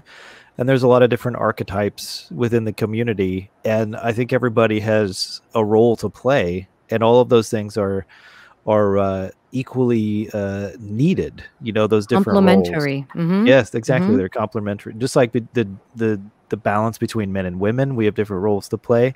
And that dynamic is going to be different between individual men and individual women. Personally, I like, to answer your question, I like women who are kind of feisty. I wouldn't want a woman to be definitely not a doormat, you know, but someone who's kind of, you know, got her opinions. And, you know, I like that. You know, I like a strong woman, make strong children, you know, but. Sorry, Jeff, I'm taken. Find a lady like Mama. Just like your Mama P. Yes. So, but yes, but yeah, I mean, like everybody has, and I think the thing is too is that you know, leadership within our spheres we should be trying to help people find those roles that they fit in comfortably. You know, like I feel like what we're doing at the White Art Collective, as we're growing organically, people are finding, you know, the pockets in which they fit, you know, people who are kind of in the crew, who are behind the scenes, people are learning to stream, you know, some people like to host, some people would rather do these other things behind the scenes over there. You know, there's all kinds of different things to do in all the different spheres, not just the artistic, like you're saying. There's the warrior class too. I sounded like I said warrior class. There's the worrier class too. That's you gotta. There's the thing, but we got to turn the warriors into prayer warriors. There you go. Yeah. But anyway, I appreciate what you're saying there, Jared, and it is true because I saw the particular one that Kat had put out, and that's been something that's frustrated me. That's frustrated me for years in these spheres. That rhymes, and that there's always this stupid, and that was one of my main one of the things that I think what I'm trying to do with that how to organize a traditional dance is I think it's so important that we have to create, which is a lot of what we were saying here. We have to create the space in which we thrive. We have to get all the variables in place. You got to get the music right. You got to have the space itself. You got to have some light refreshments so people don't get hungry and not forget about, I mean, it sounds funny, but I literally in that, I just get down and very pragmatic, kind of on a micro level, like we have, and it is the kind of music, it's the kind of dancing, it's our social particulars. Like we kind of need, a little bit of a nudge, sometime. Maybe people are a little shy and they don't feel comfortable dancing. You got to show them the moves, right? This is one thing. A lot of people don't want to just go out and just like make stuff up and do this individual dancing that you see at clubs these days, right? They tell me how to move, tell me how to dance, how do I interact, how do we do this? So I mean, you got to give people direction while giving them the freedom, but kind of setting the stage, and I think that kind of can be extrapolated just to the broader community and just to society in general. Is like, well, Jeff, that's what you're doing with the White Art Collective. You are setting the stage, you're creating this space, you're encouraging artists who may be too shy to come out on their own, or maybe, I can sing and play play this instrument, but I don't know anything about production. Well, you know what? We're going to encourage that person to reach out to the White Art Collective, and we can hook you up with someone who can teach you production. I'm jumping in just because you're so brilliant, and I'm just, making sure you know it. And I'm just reiterating it. But you know what I'm saying? Yeah, you know what I'm saying, Jeff. I mean, that's what the White Art Collective is. And, we got drawn to the White Art Collective because of a contest. Like, hey, who thinks they can write, an intro to this podcast? And that's what you've done, Jeff, with the, the songwriting contest for the Lovers, or the spooky short film contest, or the longest running tradition in the White Art Collective, the memeing of a white Christmas. Take it away, Jeff. Nice, that was brilliant. That was. I'm pretty good at segues. Yeah, I'm good at segues. Before you do that, though, Mama, have you ever spoken publicly about something you said earlier, that you used to be an anti-white that calls himself a leftist? Well, I was never anti-white. I was always racially aware, but I was a loony lefty in terms of like women's lib, pro-abortion. You might want to have Jason and I might want to have you back at some point to really tell that story if you'd like to tell that. So I'll think about it. Let us know. I'll think about it. I'll have to think about it and pray about it, because I can't tell too much that's docs worthy. Right. Yeah, right. Yeah. Well, just know if you think of a way that could be helpful to share that story with people, then please let us know. You got it, man. I'll think about it. All right. Oh, look, memeing of a white Christmas. Jeff, please go ahead and introduce this for folks, and then I'll play it.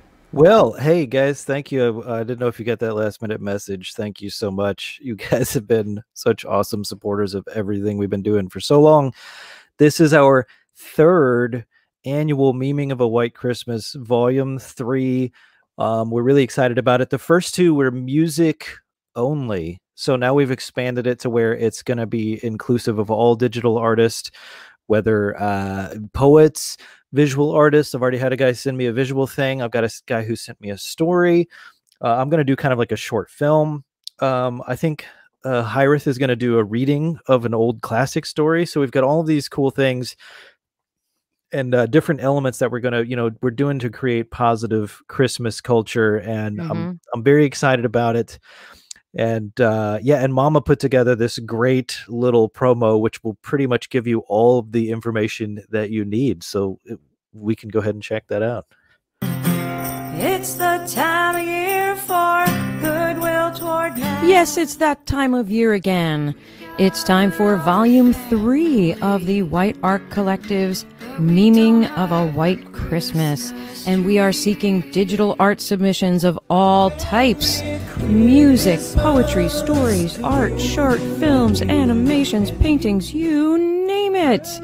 We need your submissions by December 17th for a special Christmas Saturday night live stream happening on Saturday, December 19th. So go to whiteartcollective.com for more details. Merry almost Christmas! Woohoo! And hey, I want to quick say that it's not just Christmas. Didn't we have a Yule song last year too? Yeah, you know, it's generally the Christmas holiday season, so we will definitely include things like that as well. Oh, if yeah. people are inclined to include that. We are inclusive in that sense. We are, yes. We have a diversity of art. But and yeah, one other thing to note is for people who want to submit, just make sure that you own the copyright. We are trying to sell this, and we want to donate any and all proceeds to a good cause within our spheres. I think at least some of that would go to like some legal fees. A good cause would be Sarah and her family's legal fees. So yeah, stuff like that. So just keep that in mind, guys. And we're really excited about this. It's going to be a lot of fun. So we look forward to seeing what everybody has got on their Christmas creativity docket. Christmas creativity. Maybe Jared will find time for a submission. No peer pressure, man. That's something you can't do to an artist. I know you can't create. Give him like space. That Give him space. I got to give him the space. Here's the space, man. I'm back. I have my next song planned, a little more wintry, acoustic, moody. Oh, really? So I don't know but we'll see. Yeah, but think about it, and I'll think about coming back on your show, and you think about a submission. One. If it's not this year, another. I'd love to pen. Sure. I'd love to pen a Christmas carol one day. I love Christmas so much. I have to make my stab at writing a timeless Christmas song at some point. Yes, that's a wonderful goal to set for yourself, and I'll remind you about it often between now and next year. It's encouragement. It's not nagging. No, it's not nagging. You need inspiration. It's encouragement. Artists need inspiration. Indeed. Well, I'm very excited about this. Really looking forward to it. And so delighted that the both of you came on today. It's the right kind of people, the right kind of time in a period of history when I was saying the other day, the names are being written in the history books right now for the future. And we can't see those books yet. We can't see those pages. We can't see that ink being laid down, but there are names there. And these are two of the people whose names will definitely be on those pages, yours. So we love you both, Jeff and Mama P. And final thoughts from both of you, and what, if anything else than memeing a White Christmas you're working on, and where, most importantly, where can people find you? Because they've been asking. We've been supplying links, but they've been asking. Okay, ladies first. I want to say thank you so much, Not a Jason. doormat. Not a doormat.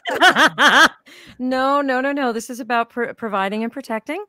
Thank you so much, Jason and Jared, for having me on the stream tonight. This has been a lot of fun, and it's always good to be reminded of what we're thankful for. You can find me at mamaspepes.com. We are on Gab and Twitter, Mamas Pepes. And I refuse to learn any other forms of communication. So if you are on Parler or Twagger or Telegram, I don't even know what the other ones are called. You get yourself on over to Gab or Twitter. I think you just made up a new one, Twagger. I don't have time for this. Actually, Jared, it's like I don't have time for this. plus TWAGGER. Okay, here it's yours. No royalties. That sounds like an app. That sounds like a startup. Either that or it's a new musical instrument that can be played with and only by people who know the kazoo. DLive.tv/White Art Collective. Don't go to Mama's Pepes there. We have nothing there. We're on BitChute. You want to find our stuff, go to BitChute. But if you want to find me, I am with our grand poobah here of the White Art Collective, Jeff Winston, streaming at dlive.tv/White Art Collective every Saturday night at 9 p.m. Eastern. And then I have a show, Mama's Monday Mix, on Monday nights at 7 p.m. Eastern, because I go to bed early. I'm staying awake just for you guys.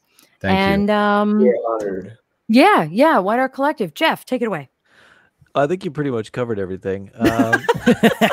Doormat over here. Hello.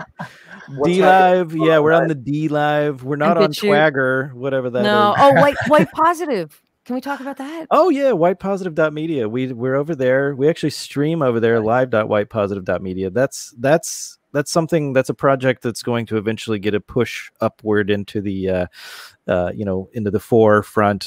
But for now, we're gonna have our primary in D Live, but we've got some people who've done some nice work and built a nice archive site and live streaming site over on whitepositive.media. So do check that out.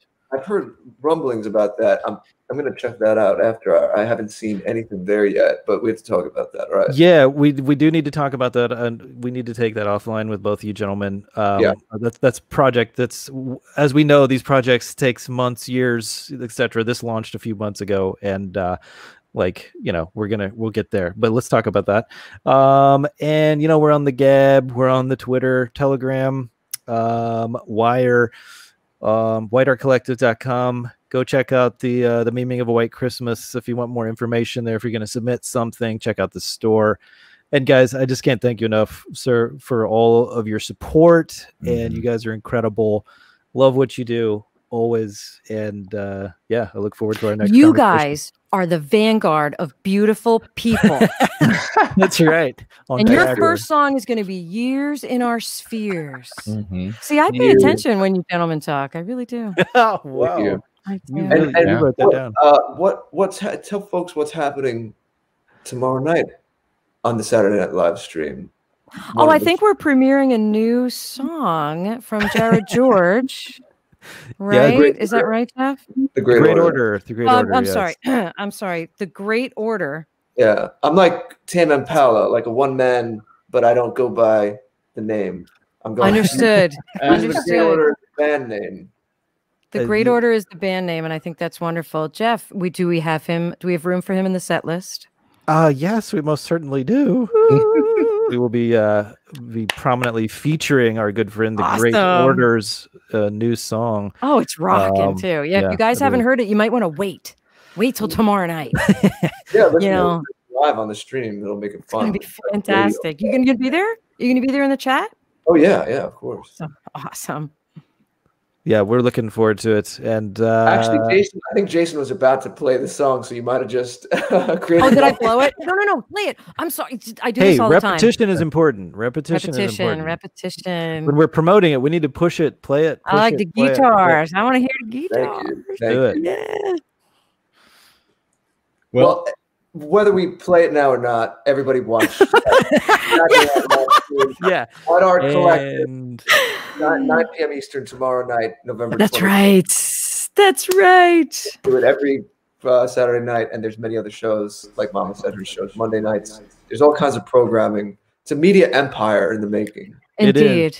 And we have a schedule over on our website. If you go to events, and it should lay out the schedule of events there. So that's a good way. Also, just look at our Twitter and Gab feeds for day-to-day updates in case there's any little minor tweakage. Or just come by all the time.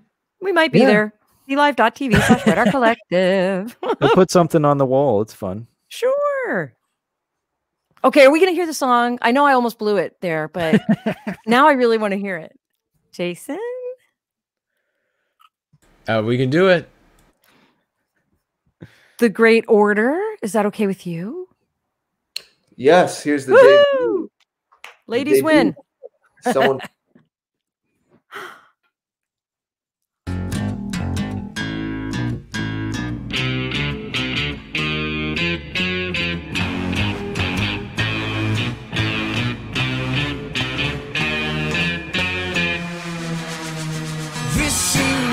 Solid thing, promising all well.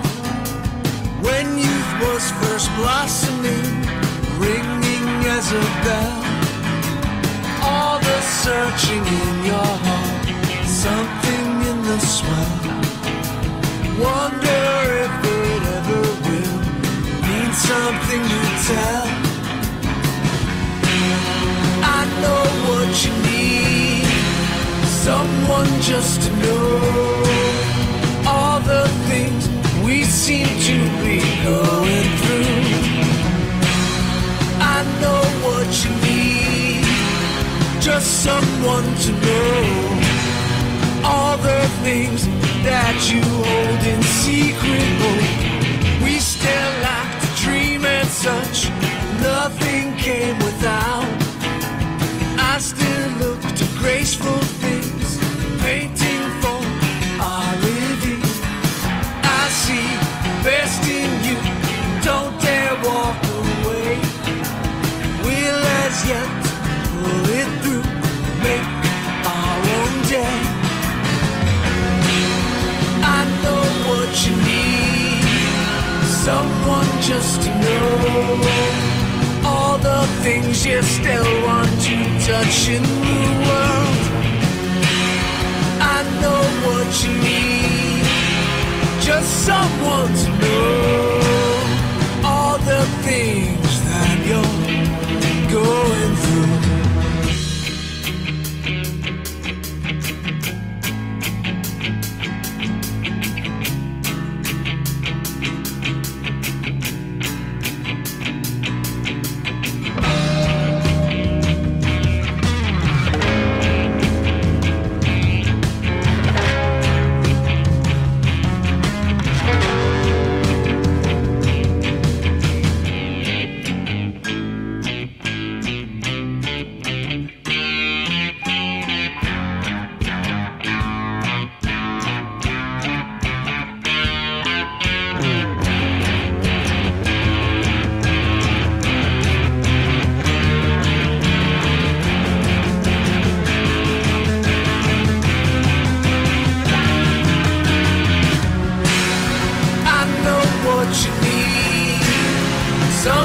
Just to know all the things you still want to touch in the world. I know what you need, just someone to know all the things you still love in secret. Oh,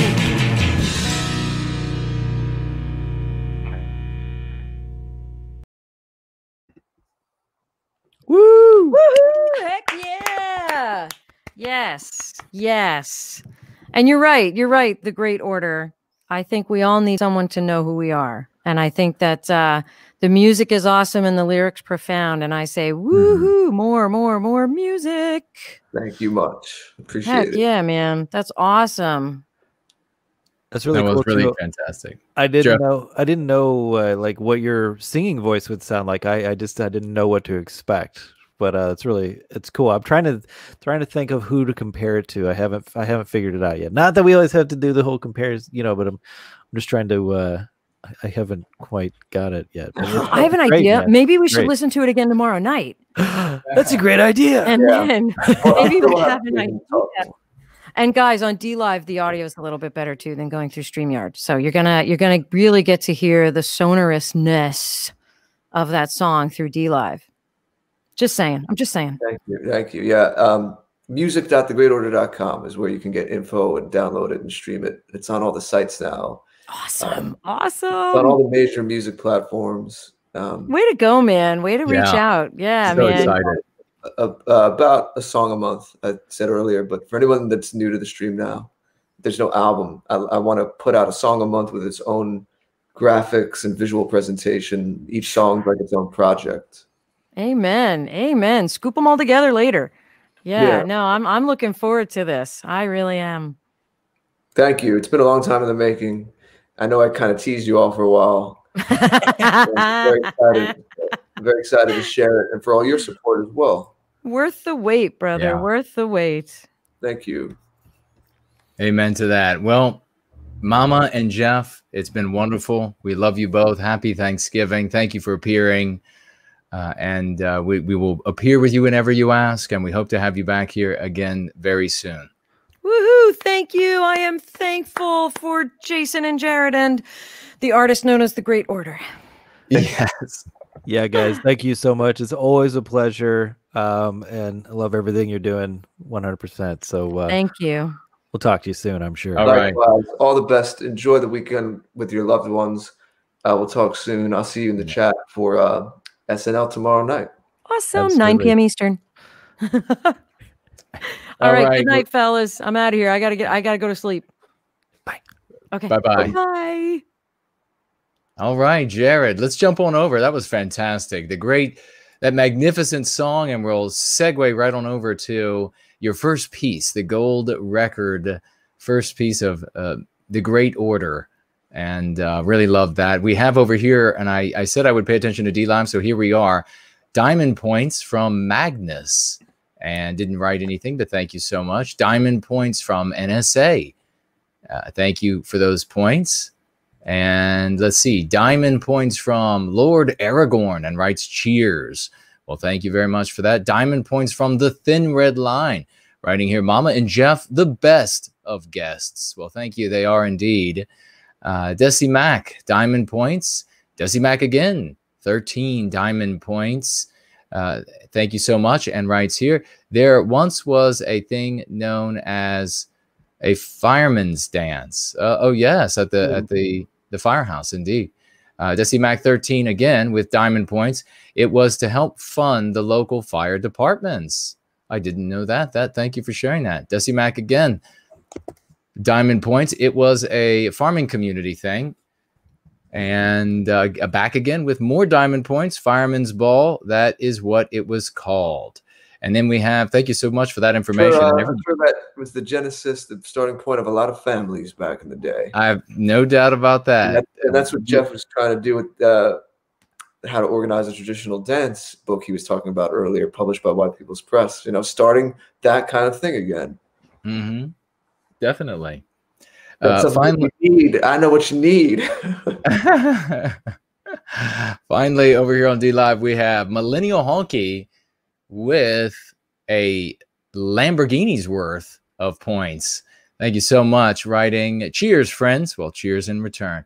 Let me open up that chest to give those points back to you all before I forget, because we're going to be tapping out here in just a moment. But we're going to jump on over to Entropy. And we're going to see that Unscottable financially gifted $10. Thank you so much for those $10. Writing, thanks to Jason and Jared. A big thanks to the entire community as well. Well, thank you very much for that gratitude. It is the ability to give gratitude is it demonstrates a wonderful character when like this, it is coming from the heart and is meaningful. So Unscottable, thank you so much. Casual Cruising, financially gifting $5 as well, or $5 not as well. Unscottable financially gifted 10, but financially gifting Casual Cruising $5. Thank you so much. Whenever I start feeling cynical or that creeping disdain for those who are still stuck in the anti-white narrative, I listen in on this community. To see so many different paths of life coming together is inspiring. You are cool as you are, George. So, Mr. Jared George, you're cool as you are, Mr. George. So there you go. I'm not intending on changing. Thank you. No changing. Thank you very much. Casual Cruising. And then Sismic 77, financially gifting $25 over here on Entropy. Thank you so very much for that. And writing here underneath of those $25, I am Polish in America. My wife, he writes, is Chinese. We both want America to be white again. Well, isn't that nice? And you are warmly welcomed here, the both of you. Everyone who wants to serve White Wellbeing is welcome, irrespective of their immutable characteristics. And so you are warmly embraced. And in fact, all non-white people in the West should be serving White Wellbeing, vying against Antiwhiteism, because if Antiwhiteism has its demonic victory over Western kind, that country that non-white people have come to love and want to perpetuate will cease to be, and will look a lot more like the places that these people fled, or their ancestors fled. So thank you very much, Sismic 77. You're most welcome to be here, you and your wife. Over here on the question widget, the Tall Kevin widget, we see Greek America writing that what Jared had said, this is at some point earlier in the show, the gathering tonight, I should say, resonated with him about Greeks. So what Jared had said about Greeks, yes, it resonated. And he writes here, ethnic differences aren't the same as racial differences. Well, precisely. Ethnicity is just what we put on top of the biospirit. And so thank you so much for that, Greek America. Over here on Cash App, we have 41 BMC financially gifting $20, a great champion in our community. Great to see you, brother. And thank you for the financial gift. And writing here, I'm thankful for this community. Isn't that really the theme? Ended up really being the theme tonight of our Thanksgiving celebration, is that we're so delighted to be able to have this family, this community. We also have Blue-Eyed Bear over here financially gifting $20. Thank you so very much. So it's $20 more from Blue-Eyed Bear, saying everything that he wanted to say with those $20. And I think we might have, as soon as this refreshes, more. Let's see. It's got to refresh. And until it does, or we'll see if there is any other comments or questions there. If you have any comments or questions in the final moments of this wonderful tap that it's been, full of love and hope and blessing, a respite from the nerves and the stress that we have been surrounded by throughout all of 2020. It's really been quite a nerve-wracking year so far. If you have any questions left, make sure you tag myself or Mr. George in the live stream, or you write over on the question widget, because we will be tapping out in just a moment. Looks like we're blank over there, so we didn't miss anybody. And thankful for that. Mr. George, what are some final thoughts that you have on the show tonight? Well, simply that we always want these holiday shows to be a nice gathering. I like this idea that's come up tonight of not even calling them shows anymore, but gatherings. Yeah. This was even more than it was supposed to be, more than I could have expected, because of that alchemical mixture of all of us here together, whether it's the chat online, the chats, and the wonderful guests that we've had. Not even planning much, just having this vague theme of celebrating Thanksgiving and taking a moment to take stock, give gratitude, have some fellowship. But all kinds of things happened, all kinds of things on the lighter side, on the more profound side, but all that centered around connecting, real communion, actual communication, not just talking at each other, but sharing parts of our lives and thoughts together. It's an incredible thing. It's an incredible thing. I'm so grateful for it. I'm so grateful to have a place to plug what I want to do, my creative input into. And that's, as I said, what drove me to work hard on what I'm doing and put this out.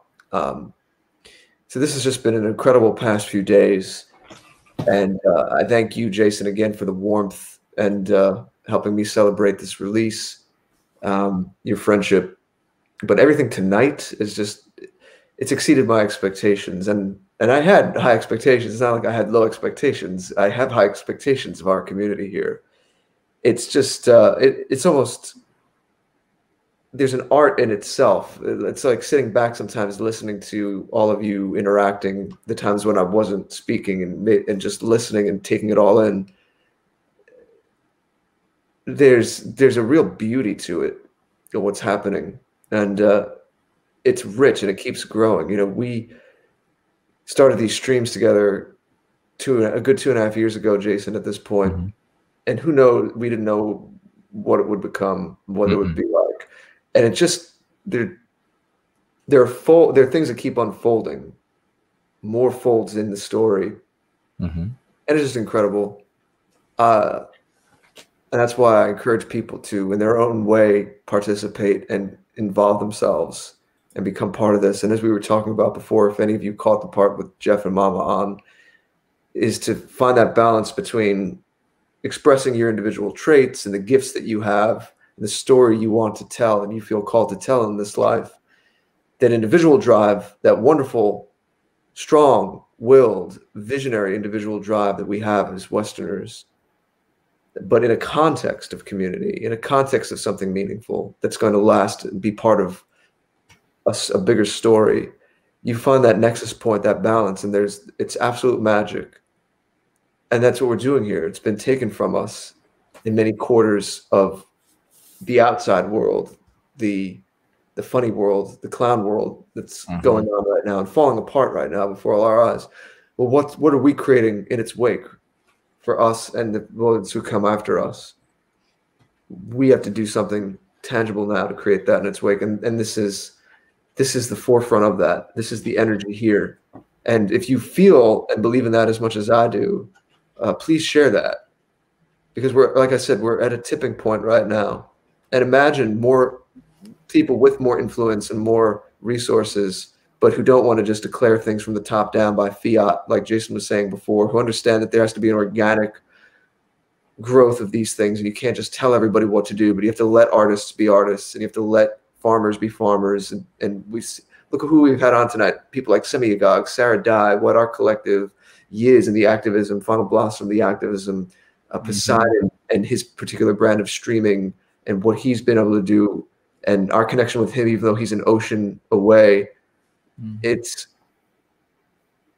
people need to know about this. Individuals, their lives will be helped. Organizations or individuals who have resources and more reach than we have could very well see that there's something very powerful going on here and can help us do more, have more reach.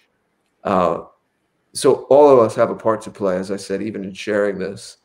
Just sharing it on a comment board or telling someone in your life about it, it matters. It's not just an offhand comment, it matters. And it could be the first roll of something that becomes a snowball.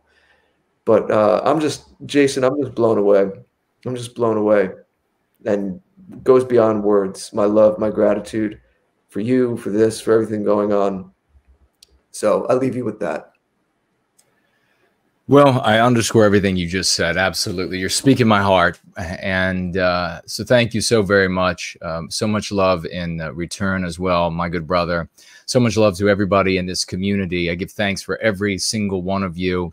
And as the apostles that you are, moving and growing, improving yourselves and bringing more into this lovely and powerful family that grows increasingly powerful by the day in something that is real and substantive. There's no doubt that we have men here that can get out and would defend against any attack and would do so vigorously and successfully against any sort of anti-white physical attack. Without question, we would defend ourselves. But for these other groups where they invest themselves and that sort of thing, and then they are hollow otherwise, and then you see in other areas where they are fully invested in the philosophical work and then hollow on the inside otherwise. This is something that is absolutely real. It's full. It is holistic, as Mr. George likes to say, and that's why it's real, and that's why it will continue to grow. Quickly, we have Greek America asking a question again that asked, I guess, was it this morning, I guess around like 1 or 2 a.m. or something, when I was streaming. Perhaps you asked it about the use of the word dissenter. Well, dissenter is certainly better than dissident. I absolutely would not use dissident. But remember, if you are a dissenter, then you are just objecting to anti-whiteism, where you want to be for something. You want to be for white well-being. You want to be going free. But remember, you're in America. You're an American. And you want white well-being, and which is not at the cost of any other group of people. There's one group of people being harmed. And so you're an American. You want to put an end to anti-whiteism in this country. That is what you are. You're a Westman who wants to put an end to anti-whiteism. And you can say that in every single Western country across planet Earth. When we get into naming ourselves in opposition to the anti-whites, then we end up just a player in their story, and we are far from that. But thank you very much for that question. I'm sure there are a lot of people who would like to know. Dissenter is better than dissident. Dissident has a flavor that is most unsavory for the average person. So thank you for that. I want to thank our great Roy has been here. I think he's came in a little bit later, I think, Roy, and doing wonderful moderation. But thank you so much. We love you. Thank you to Raymond Van Buskirk and his wife Heidi, always in service to White Wellbeing and here moderating. So thank you all for that. I want to thank everybody who participated in the conversation over the course of the night. Everybody who financially gifted, of course, a big debt of gratitude and thanks to you all. And to every single person, named and unnamed, you are part of, if you're part of this effort, then you're part of this family.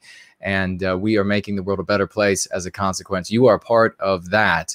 And that is something truly to feel good about. If anything, in this world of all of these ups and downs, you can be very proud about being more than just a vision in a book or a story or a movie, but something tangible, living the life of a hero because you're writing it in the pages of our book. I love every single one of you, and we look forward to seeing you again here on Tap.